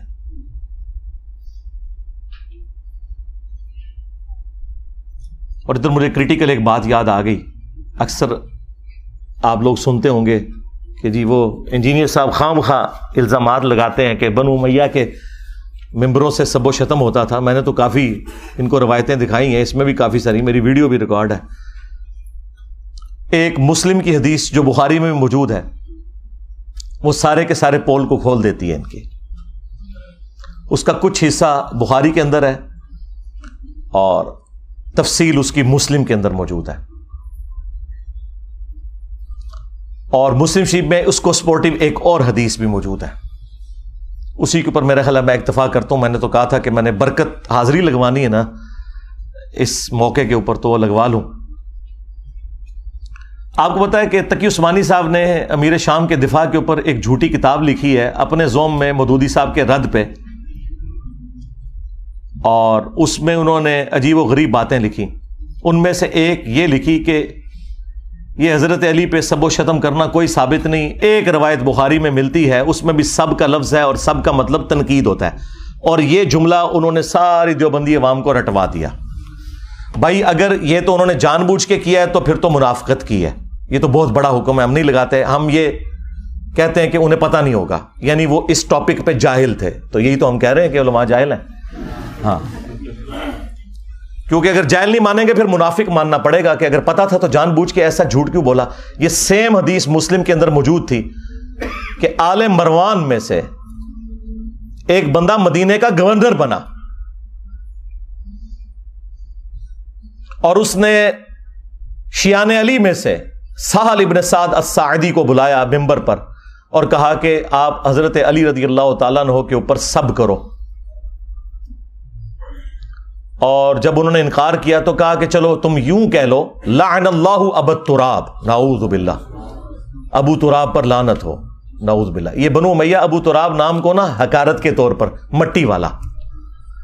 تو حضرت سہل ابن سعد نے کہا لگایا، انہوں نے کہا کہ علی تو اس نام سے بڑے خوش ہوتے تھے، یہ تو نبی علیہ السلام نے ان کی کنیت ابو تراب رکھی ہوئی تھی. تو وہاں پہ الفاظ ہے لعن اللہ ابا تراب، یعنی ابو تراب کہنا اور لعنت کے ساتھ. یہ کہتے ہیں سب کا مطلب تنقید ہے، تو امام مسلم نے سب کا ترجمہ خود کر دیا ہوا ہے یہ بتا کے یہ لعن اللہ ابا تراب کہتے تھے. اب تک عثمانی صاحب نے اگر جان بوجھ کے یہ روایت چھپائی ہے مسلم کی 6229 تو منافقت کی ہے، لیکن یہ بہت بڑا شرعی حکم ہے. ہم اس نے ظن رکھتے ہیں کہ ان بیچاروں کو پتہ ہی کچھ نہیں، جس طرح ان کے بڑوں کو کچھ نہیں پتا تھا. اب آ جائیں وہ حدیث 6220. امیر شام کے دربار میں حضرت سعد ابن ابی وقاص کو امیر شام کہتے ہیں کہ تجھے کون سی چیز روکتی ہے؟ الفاظ ہے امر معاویہ، معاویہ نے حکم دیا. تو سعد ابن ابی وقاص نے کہا کہ میں کبھی بھی علی کے اوپر سب یعنی کہ لعنت نہیں کروں گا، کیونکہ دوسری حدیث میں لعنت کے الفاظ موجود ہیں. تو انہوں نے کہا تمہیں کون سی چیز روکتی ہے کہ تم ابو تراب کے اوپر سب نہیں کر رہے؟ ابو تراب. اور یہ وابیوں کا جو ابا ہے نا ابن تیمیہ، اس نے اس روایت کو منہاج السنہ میں کوٹ کیا ہے اور اس نے خود مانا ہے، اس نے فلنگ دی بلینکس کیا ہے کہ ماموں نے حکم دیا تھا سب کروانے کا. ان کا ابا مان کے کیا ہے. اب یہ پتہ نہیں کیوں نہیں اپنے ابے کو مانتے، مسلم شریف میں لکھا ہوا تھا. تو حضرت سعد نے کہا کہ میں نے 3 باتیں علی کے بارے میں ایسی سنی ہے کہ مجھے ایک بھی مل جاتی نا سرخ اونٹوں سے بہتر تھا. سن معاویہ، غزوہ تبوک کے موقع پر نبی علیہ السلام نے عورتوں اور بچوں پر اپنا جانشین چھوڑا مولا علی کو، اور یہ پہلا اور آخری موقع تھا کہ کسی جنگ میں مولا علی شریک نہیں ہو رہے تھے. تو ظاہر ہے وہ افسردہ تھے، رو پڑے. نبی علیہ السلام نے ان کی دلجوئی کے لیے فرمایا کہ اے علی، کیا تو اس بات پہ راضی نہیں کہ تیری میرے ساتھ وہی نسبت ہے جو ہارون کی موسیٰ کے ساتھ، مگر میرے بعد کوئی نبی نہیں. اس کا مطلب آپ کو پتا ہے کیا ہے؟ 2 مطلب. قرآن میں حضرت موسیٰ علیہ السلام کے سب سے قریبی ساتھی کون تھے؟ ان کے بھائی ہارون، اور وہ پیغمبر بھی ہوئے. اس اعتبار سے نبی علیہ السلام کا سب سے قریبی ساتھی کون ہوا؟ سیدنا علی. لیکن چونکہ ختم نبوت ہے اس لیے وہ نبی نہیں ہے، امتی نبی بھی نہیں ہے. تو اگر مولا علی امتی نبی نہیں ہے تو غلام احمد قادیانی دجال تھے، شاید کوئی نہیں. یہ حدیث ختم نبوت کے اوپر بھی پیرا دے رہی ہے، صرف مولا علی کی شان بیان نہیں ہو رہی، ختم نبوت پہ بھی پیرا دینے والی حدیث ہے. سن معاویہ، دوسرا موقع خیبر کا. نبی علیہ السلام نے فرمایا کل میں اس شخص کے ہاتھ میں جھنڈا دوں گا جو اللہ اور اس کے رسول سے محبت کرتا ہے اور اللہ اور اس کا رسول اس سے محبت کرتے ہیں. ہم پوری رات ایڑیاں اٹھا کے دیکھتے رہے کہ وہ خوش نصیب کون ہے. بلکہ مسلم میں تو الفاظ ہیں، حضرت عمر کہتے ہیں مجھے پوری زندگی اس بات پہ رشک رہے گا علی کے اوپر کہ وہ جھنڈا مجھے کیوں نہیں ملا، علی کو مل گیا. اس سے پہلے مجھے کبھی خواہش نہیں پیدا ہوئی تھی. صبح نبی علیہ السلام نے حضرت علی کو بلایا، ان کو آشوب چشم تھا، اپنی مبارک لعاب دہن ان کی آنکھوں پہ لگائی، شفا ہو گئی، اور پھر انہیں روانہ کیا اور خیبر میں فتح ہوئی. اور تیسرا موقع جب نجران کے کرسچنز آئے نبی علیہ السلام کی بارگاہ میں، سب دلائل سامنے رکھ دیے، پھر بھی وہ ہٹ درمی پر اترے، تو آیت مباہلہ نازل ہوئی، ندعو ابناءنا ابناءکم ونساءنا ونساءکم وانفسنا وانفسکم ثم نبتہل فنجعل لعنت اللہ علی الکاذبین. اے نبی ان سے کہو اپنے بیٹوں کو لے آؤ، ہم بھی اپنے بیٹوں کو لے آتے ہیں، تم بھی اپنی عورتوں کو لے آؤ، ہم بھی اپنی عورتوں کو لے آتے ہیں، تم خود آ جاؤ، ہم خود آ جاتے ہیں، اور پھر اوپن میدان میں اللہ کے حضور دعا کرتے ہیں کہ جھوٹوں پہ اللہ کی لعنت ہو. اور نبی علیہ السلام نکلے مولا علی، حسن، حسین اور فاطمہ کو لے کر. حالانکہ آپ کی 9 بیویاں تھیں، ان کو نہیں لے کر آئے، وہ بھی اہل البیت ہیں، لیکن یہ اسپیشل پروٹوکول. اور کہا اللہم ہاؤلائی اہل بیتی، اے اللہ یہ میرے اہل البیت ہیں.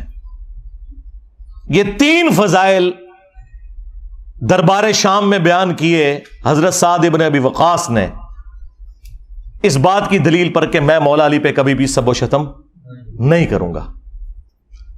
امام نووی جو ہے نا اہل سنت میں، اس کی آخری کوشش ہوتی ہے کسی طریقے سے نا بنو امیہ کے اوپر پردہ ڈالے. یہاں اس نے پتہ ہے کیا پردہ ڈالنے کی کوشش کی؟ اس نے کہا کہ وہ اصل میں میر شام یہ کہہ رہے تھے کہ مجھے کوئی علی کے فضائل سناؤ کیونکہ یہ لوگ گالیاں دیتے ہیں، میں ان کو قائل کروں. حالانکہ واضح الفاظ تھے امر معاویہ، معاویہ نے حکم دیا اور سعد نے انکار کیا.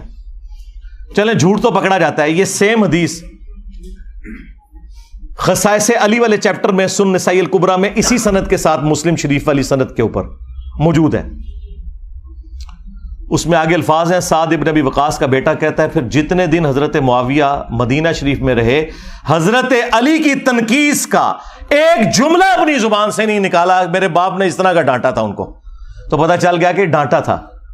بلکہ اسی کتاب میں خصائص علی والا جو چیپٹر ہے سنن نسائی الکبریٰ کا، سعد ابن ابی وقاص کہتے ہیں کہ اگر یہ لوگ بنو امیہ کے لوگ میرے سر کے درمیان آرا رکھ دیں اور مجھے یہ کہیں کہ تیرے 2 ٹکڑے کر دیے جائیں گے، تو علی کے بارے میں کوئی غلط جملہ اپنی زبان سے نکال تو میں اپنے 2 ٹکڑے کروا لوں گا. میں علی کے بارے میں ایک جملہ بھی ایسا نہیں بولوں گا ان کی تنقیص کا جو کچھ میں نے رسول اللہ سے اپنے کانوں سے علی کی شان میں سن رکھا ہے. صلو علی محمد وآل محمد، اللہم صلی علی محمد وعلی آل محمد واصحاب محمد وازواج محمد اجمعین الی یوم الدین. مسند احمد میں ایک حدیث ہے، مولا علی علیہ السلام کہتے ہیں کہ ایک دن میں رسول اللہ کی خدمت میں حاضر ہوا اور میں نے دیکھا کہ آپ نے حسین ابن علی کو اٹھایا ہوا ہے اور زار و کتار آپ کی آنکھوں سے آنسو رواں ہے. تو میں نے کہا یا رسول اللہ میرے ماں باپ آپ پر قربان، آپ کو کس نے غمگین کر دیا؟ بلکہ یہ حدیث جو سٹارٹ ہوتی ہے نا کہ نینوا نامی ایک مقام تھا، جنگ صفین پر جاتے ہوئے مولا علی علیہ السلام اپنی سواری پر یہ کہہ رہے ہیں اصبر یا ابا عبداللہ، اے ابو عبداللہ صبر کرنا. تو ساتھی کہتے ہیں کہ حضرت یہ آپ کس سے باتیں کر رہے ہیں؟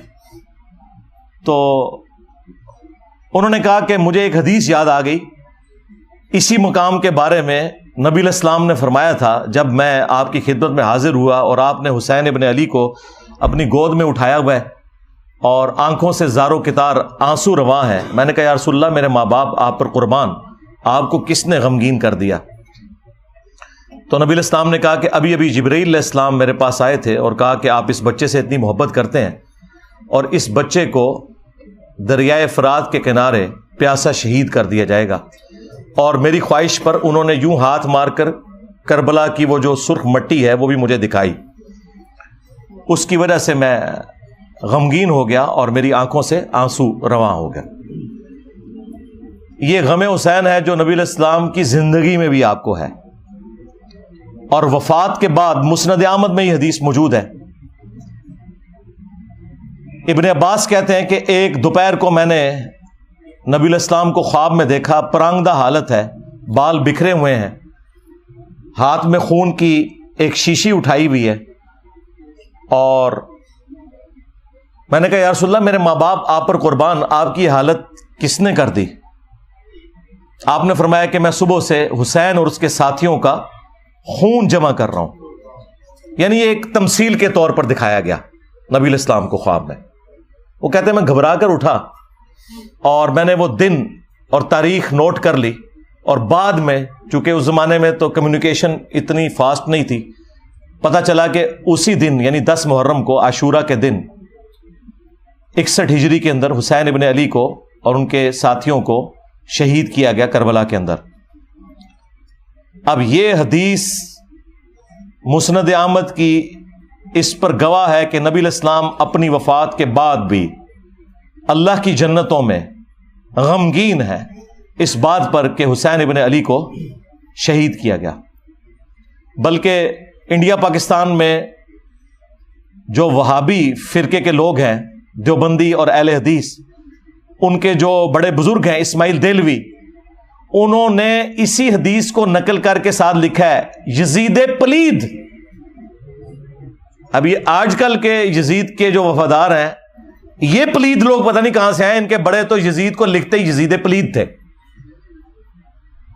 کہ اس کی اس ایکٹیویٹی کی وجہ سے نبی علیہ السلام اللہ کی جنتوں میں بھی غمگین ہے.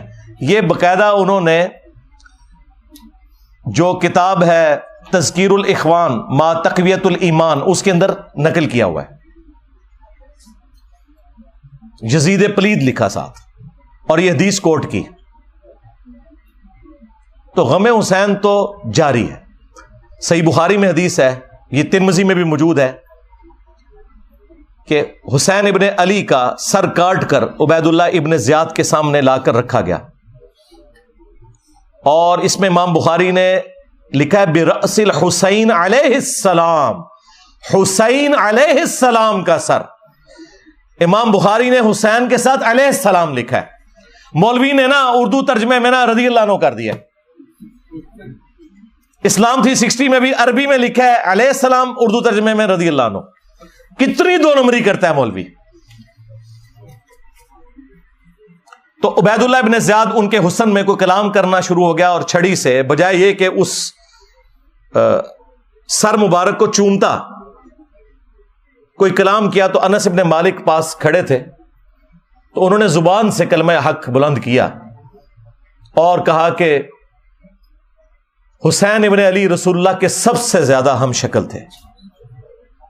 اور حدیث کے الفاظ ہیں کہ اس وقت حسین ابن علی کے سر اور داڑھی میں وسمے کی بوٹی سے رنگا ہوا تھا, یعنی کالا کیا ہوا تھا انہوں نے سر اور داڑھی کے بالوں کو.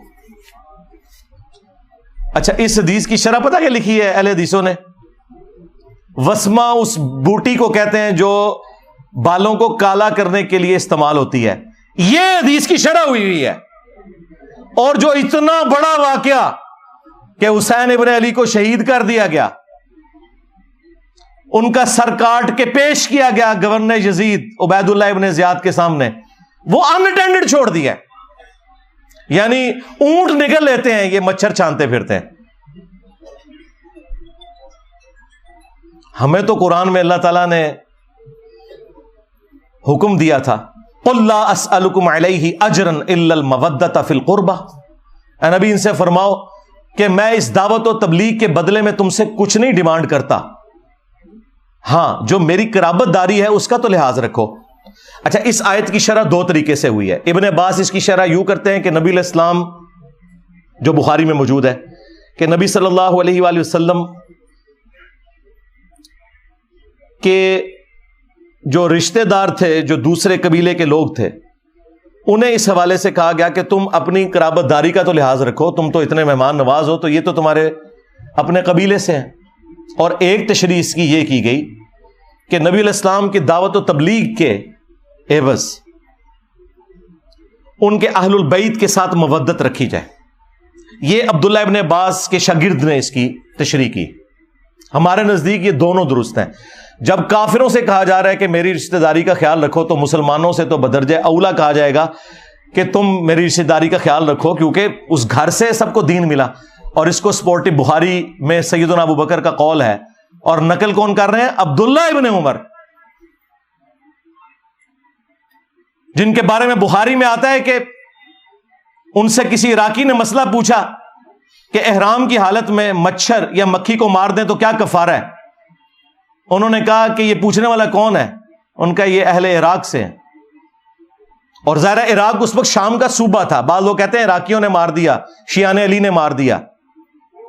اور بھائی شام میں وفاقی حکومت تھی اور یہ صوبائی حکومت تھی, انہی کے انڈر تھی. اے عراقیو, تم مجھ سے مکھی اور مچھر کا مسئلہ پوچھتے ہو, تم نے تو اللہ کے نبی کے نواسے کو قتل کر دیا, جن کے بارے میں نے نبی علیہ السلام سے سنا تھا کہ حسن و حسین دنیا میں میرے دو پھول ہیں.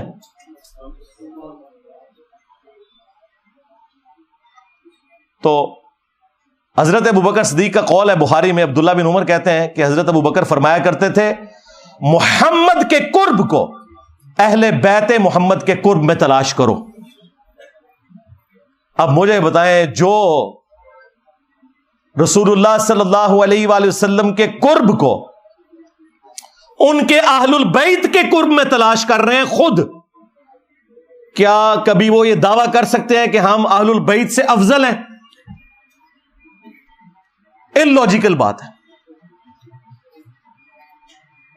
یہ کہنا کہ جی بخاری میں موجود ہے, ابو داؤد میں بھی, کہ عبداللہ بن عمر کہتے ہیں کہ ہم نبی علیہ السلام کے زمانے میں افضلیت دیتے تھے حضرت ابوبکر کو, عمر کو اور عثمان کو, اس کے بعد افضلیت نہیں دیتے تھے. تو بھائی یہ لوگوں میں فضیلت کی بات ہے. اہل البیت بالکل الگ ہے, جن کے گھر سے دین ملا. دوسرے اصحاب نبی کے گھر والوں کے بارے میں یہ سوچ سکتے ہیں کہ جس گھر سے ہمیں دین مل رہا ہے ہم ان سے بہتر ہو جائیں گے؟ Not at all, never.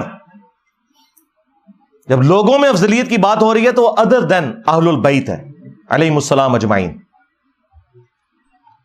اور پھر المستدرک للحاکم میں حدیث موجود ہے, نبی علیہ السلام نے فرمایا اگر کوئی شخص پوری زندگی حجر اسود اور مقام ابراہیم کے درمیان نمازیں پڑھتا رہے اور روزے رکھتا رہے, اسی حالت میں مرے نیکوکاری میں, لیکن ہم اہل البیت کا بغض اس کے دل میں ہوا, تو اللہ تعالیٰ اسے ضرور جہنم کی آگ میں داخل کرے گا.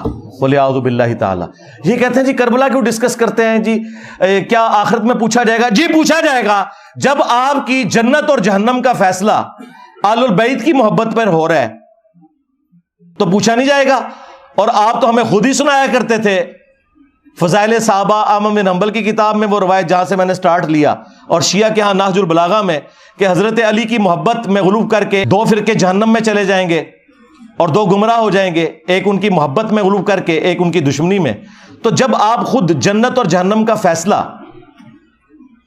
سیدنا علی اور اہل البیت کی محبت پہ کرتے تھے, اس وقت صرف اتنا ہی تھا کہ آپ نے دوسروں کو کہنا تھا رافضی اور اپنے آپ کو ناصبی ماننے سے انکار کرنا تھا. تو یہ آپ نے 2 نمبریاں کی ہیں, اس کا رزلٹ پھر اسی شکل میں نظر آنا تھا. جب گمراہی بڑے لیول کی اٹھتی ہے نا تو پھر کوئی بڑے لیول کی بلا چاہیے ہوتی ہے. ہاں, وہ آپ نے دیکھا تھا نا کہ حضرت موسیٰ علیہ السلام کا اژدہا سارے سانپوں کو کھا گیا, ہے رسیہ تھی, ایک اژدہا سارے سانپوں کو کھا گیا. تو یہ جتنے سانپ نکلے ہوئے تھے نا جنہوں نے اس دین کے ساتھ غداری کی, ایک انجینئر سب پہ بھاری ہو گیا. ہاں الحمدللہ. اور یہ اللہ تعالیٰ کی سنت ہے. اللہ تعالیٰ نے 300 سال کی فرعون کی حکومت اس شخص کے ہاتھوں سے ختم کروائی جس کی زبان میں بھی لکنت تھی, موسیٰ علیہ السلام. اللہ تعالیٰ ہمیشہ کمزوروں کو اٹھا کے نا طاقتور لوگوں کے اوپر غلبہ دیتا ہے, یہ بتانے کے لیے کہ ان کے پیچھے اللہ کی طاقت ہے. تو الحمدللہ آج دیکھ لیں ہمارے اس پلیٹ فارم کی برکت سے پوری دنیا کے اندر سنی ہو شیعہ ہو, محرم کا مہینہ جب بھی آتا ہے ہماری ویڈیوز شیئر ہوتی ہیں, اور الحمدللہ صدیوں میں جو گراوٹ آئی تھی غلو کی شکل میں دونوں طرف, وہ کافی حد تک ایڈریس ہوئی ہے. اور مجھے اب امید ہے کہ اب یہ راستہ اس طرف چل پڑا ہے کہ امام محمد بن عبداللہ المہدی علیہ السلام کے لیے یہ راہ ہموار ہو رہی ہے. کیونکہ یہ ہو نہیں سکتا کہ امام مہدی سنیوں میں آ جائیں اور شیعہ مان لیں, اور شیعہ میں آ جائیں تو سنی مان لیں. اس کے لیے ضروری تھا کہ سنی شیعہ کی تفریق سے بالا تر ہو کر لوگ اپنے ڈفرینسز ضرور رکھیں, لیکن الٹیمیٹلی اس بنیاد کے اوپر قتل و غارت نہ کریں, اور اہل البیت جو کہ کامن ہستی ہیں ان کے ساتھ اپنا جو عقیدت والا معاملہ ہے وہ تو اپنی جگہ رکھیں. المعجم الکبیر طبرانی کے اندر صحیح سند سے ابراہیم نخعی کا قول موجود ہے, جو بخاری اور مسلم کی احادیث کے راوی ہیں. 50 ہجری میں پیدا ہوئے اور 96 ہجری میں فوت ہوئے. کربلا جب ہوئی ان کی عمر 11 سال تھی. تو وہ ناسبیوں کو سمجھانے کے لیے اکثر فرمایا کرتے تھے کہ بالفرض اگر میں قاتلین حسین میں شامل ہوتا اور قیامت کے دن اللہ تعالیٰ مجھے معاف بھی کر دیتا اور میں جنت میں بھی پہنچ جاتا, تب بھی میں رسول اللہ کا سامنا جنت میں نہیں کر سکتا تھا کہ کہیں حضور مجھ سے پوچھ ہی نہ لے کہ تو دنیا میں میرے حسین کے قاتلین میں شامل تھا. یعنی اب اس سے بڑی کیا بات ہو سکتی ہے. یعنی ابراہیم نخعی اہل سنت کے بڑے امام, بخاری اور مسلم کے راوی اور امام حنیفہ کے دادا استاد, وہ یہ کہہ رہے ہیں کہ اگر مجھے اللہ تعالیٰ معاف کر کے جنت میں بھی پہنچا دے اور بالفرض میں قاتلین حسین میں شامل ہوتا نا, تو میں رسول اللہ کا سامنا جنت میں بھی نہیں کر سکتا تھا کہ رسول اللہ مجھ سے پوچھ لیں گے. یہ وہی بات ہے جو میں نے شروع میں عرض کی تھی کہ واشی کو نبی علیہ السلام نے قتل حمزہ کے 5 سال کے بعد فتح مکہ کے موقع پر فرمایا کہ تیرا ایمان تو قبول ہے لیکن اپنی شکل نہیں مجھے دکھانی کیونکہ مجھے چچا یاد آتا ہے. اور چچا کی محبت اور اولاد کی محبت کتنا فرق ہے. اب مجھے بتائیں جو قاتلین حسین کا دفاع کرتے ہیں قاتلین حسین کو اونچا کرتے ہیں، اہل البیت کو نیچا کرتے ہیں، یہ لوگ کس منہ سے رسول اللہ صلی اللہ علیہ وآلہ وسلم کا قیامت کے دن سامنا کریں گے؟ یہ سوچنے کی بات ہے۔ بس آج کے اس محرم کی مجلس میں 4 محرم الحرام 1445 ہجری بمطابق 23 جولائی 2023 کا یہی میسیج ہے کہ ہم نہ رافضی ہیں نہ ناصبی ہیں، بلکہ ہم اہل البیت سے محبت کرنے والے ہیں۔ اللہ تعالیٰ قیامت والے دن ہمیں اپنے محبوب صلی اللہ علیہ وآلہ وسلم، ان کے اہل البیت، ان کے جانثار خلفائے راشدین اور صحابہ کرام کا ساتھ نصیب فرمائے، ان کے ساتھ محشور فرمائے، اور اللہ تعالیٰ امت محمدیہ صلی اللہ علیہ وآلہ وسلم کے اندر جو یہ فرقہ واریت اس عروج کے اوپر ہے، اسے توڑ کر امت کو رسول اللہ صلی اللہ علیہ وآلہ وسلم کی مبارک ذات کے ساتھ جوڑے، اور تاکہ امام محمد بن عبداللہ المہدی رضی اللہ تعالیٰ عنہ علیہ السلام کو ویلکم کرنے کے لیے یہ امت تیار ہو سکے۔ صلو علی محمد و آل محمد، اللہم صلی علی محمد وعلی آل محمد و اصحاب محمد و ازواج محمد و امت محمد اجمعین الی یوم الدین، آمین۔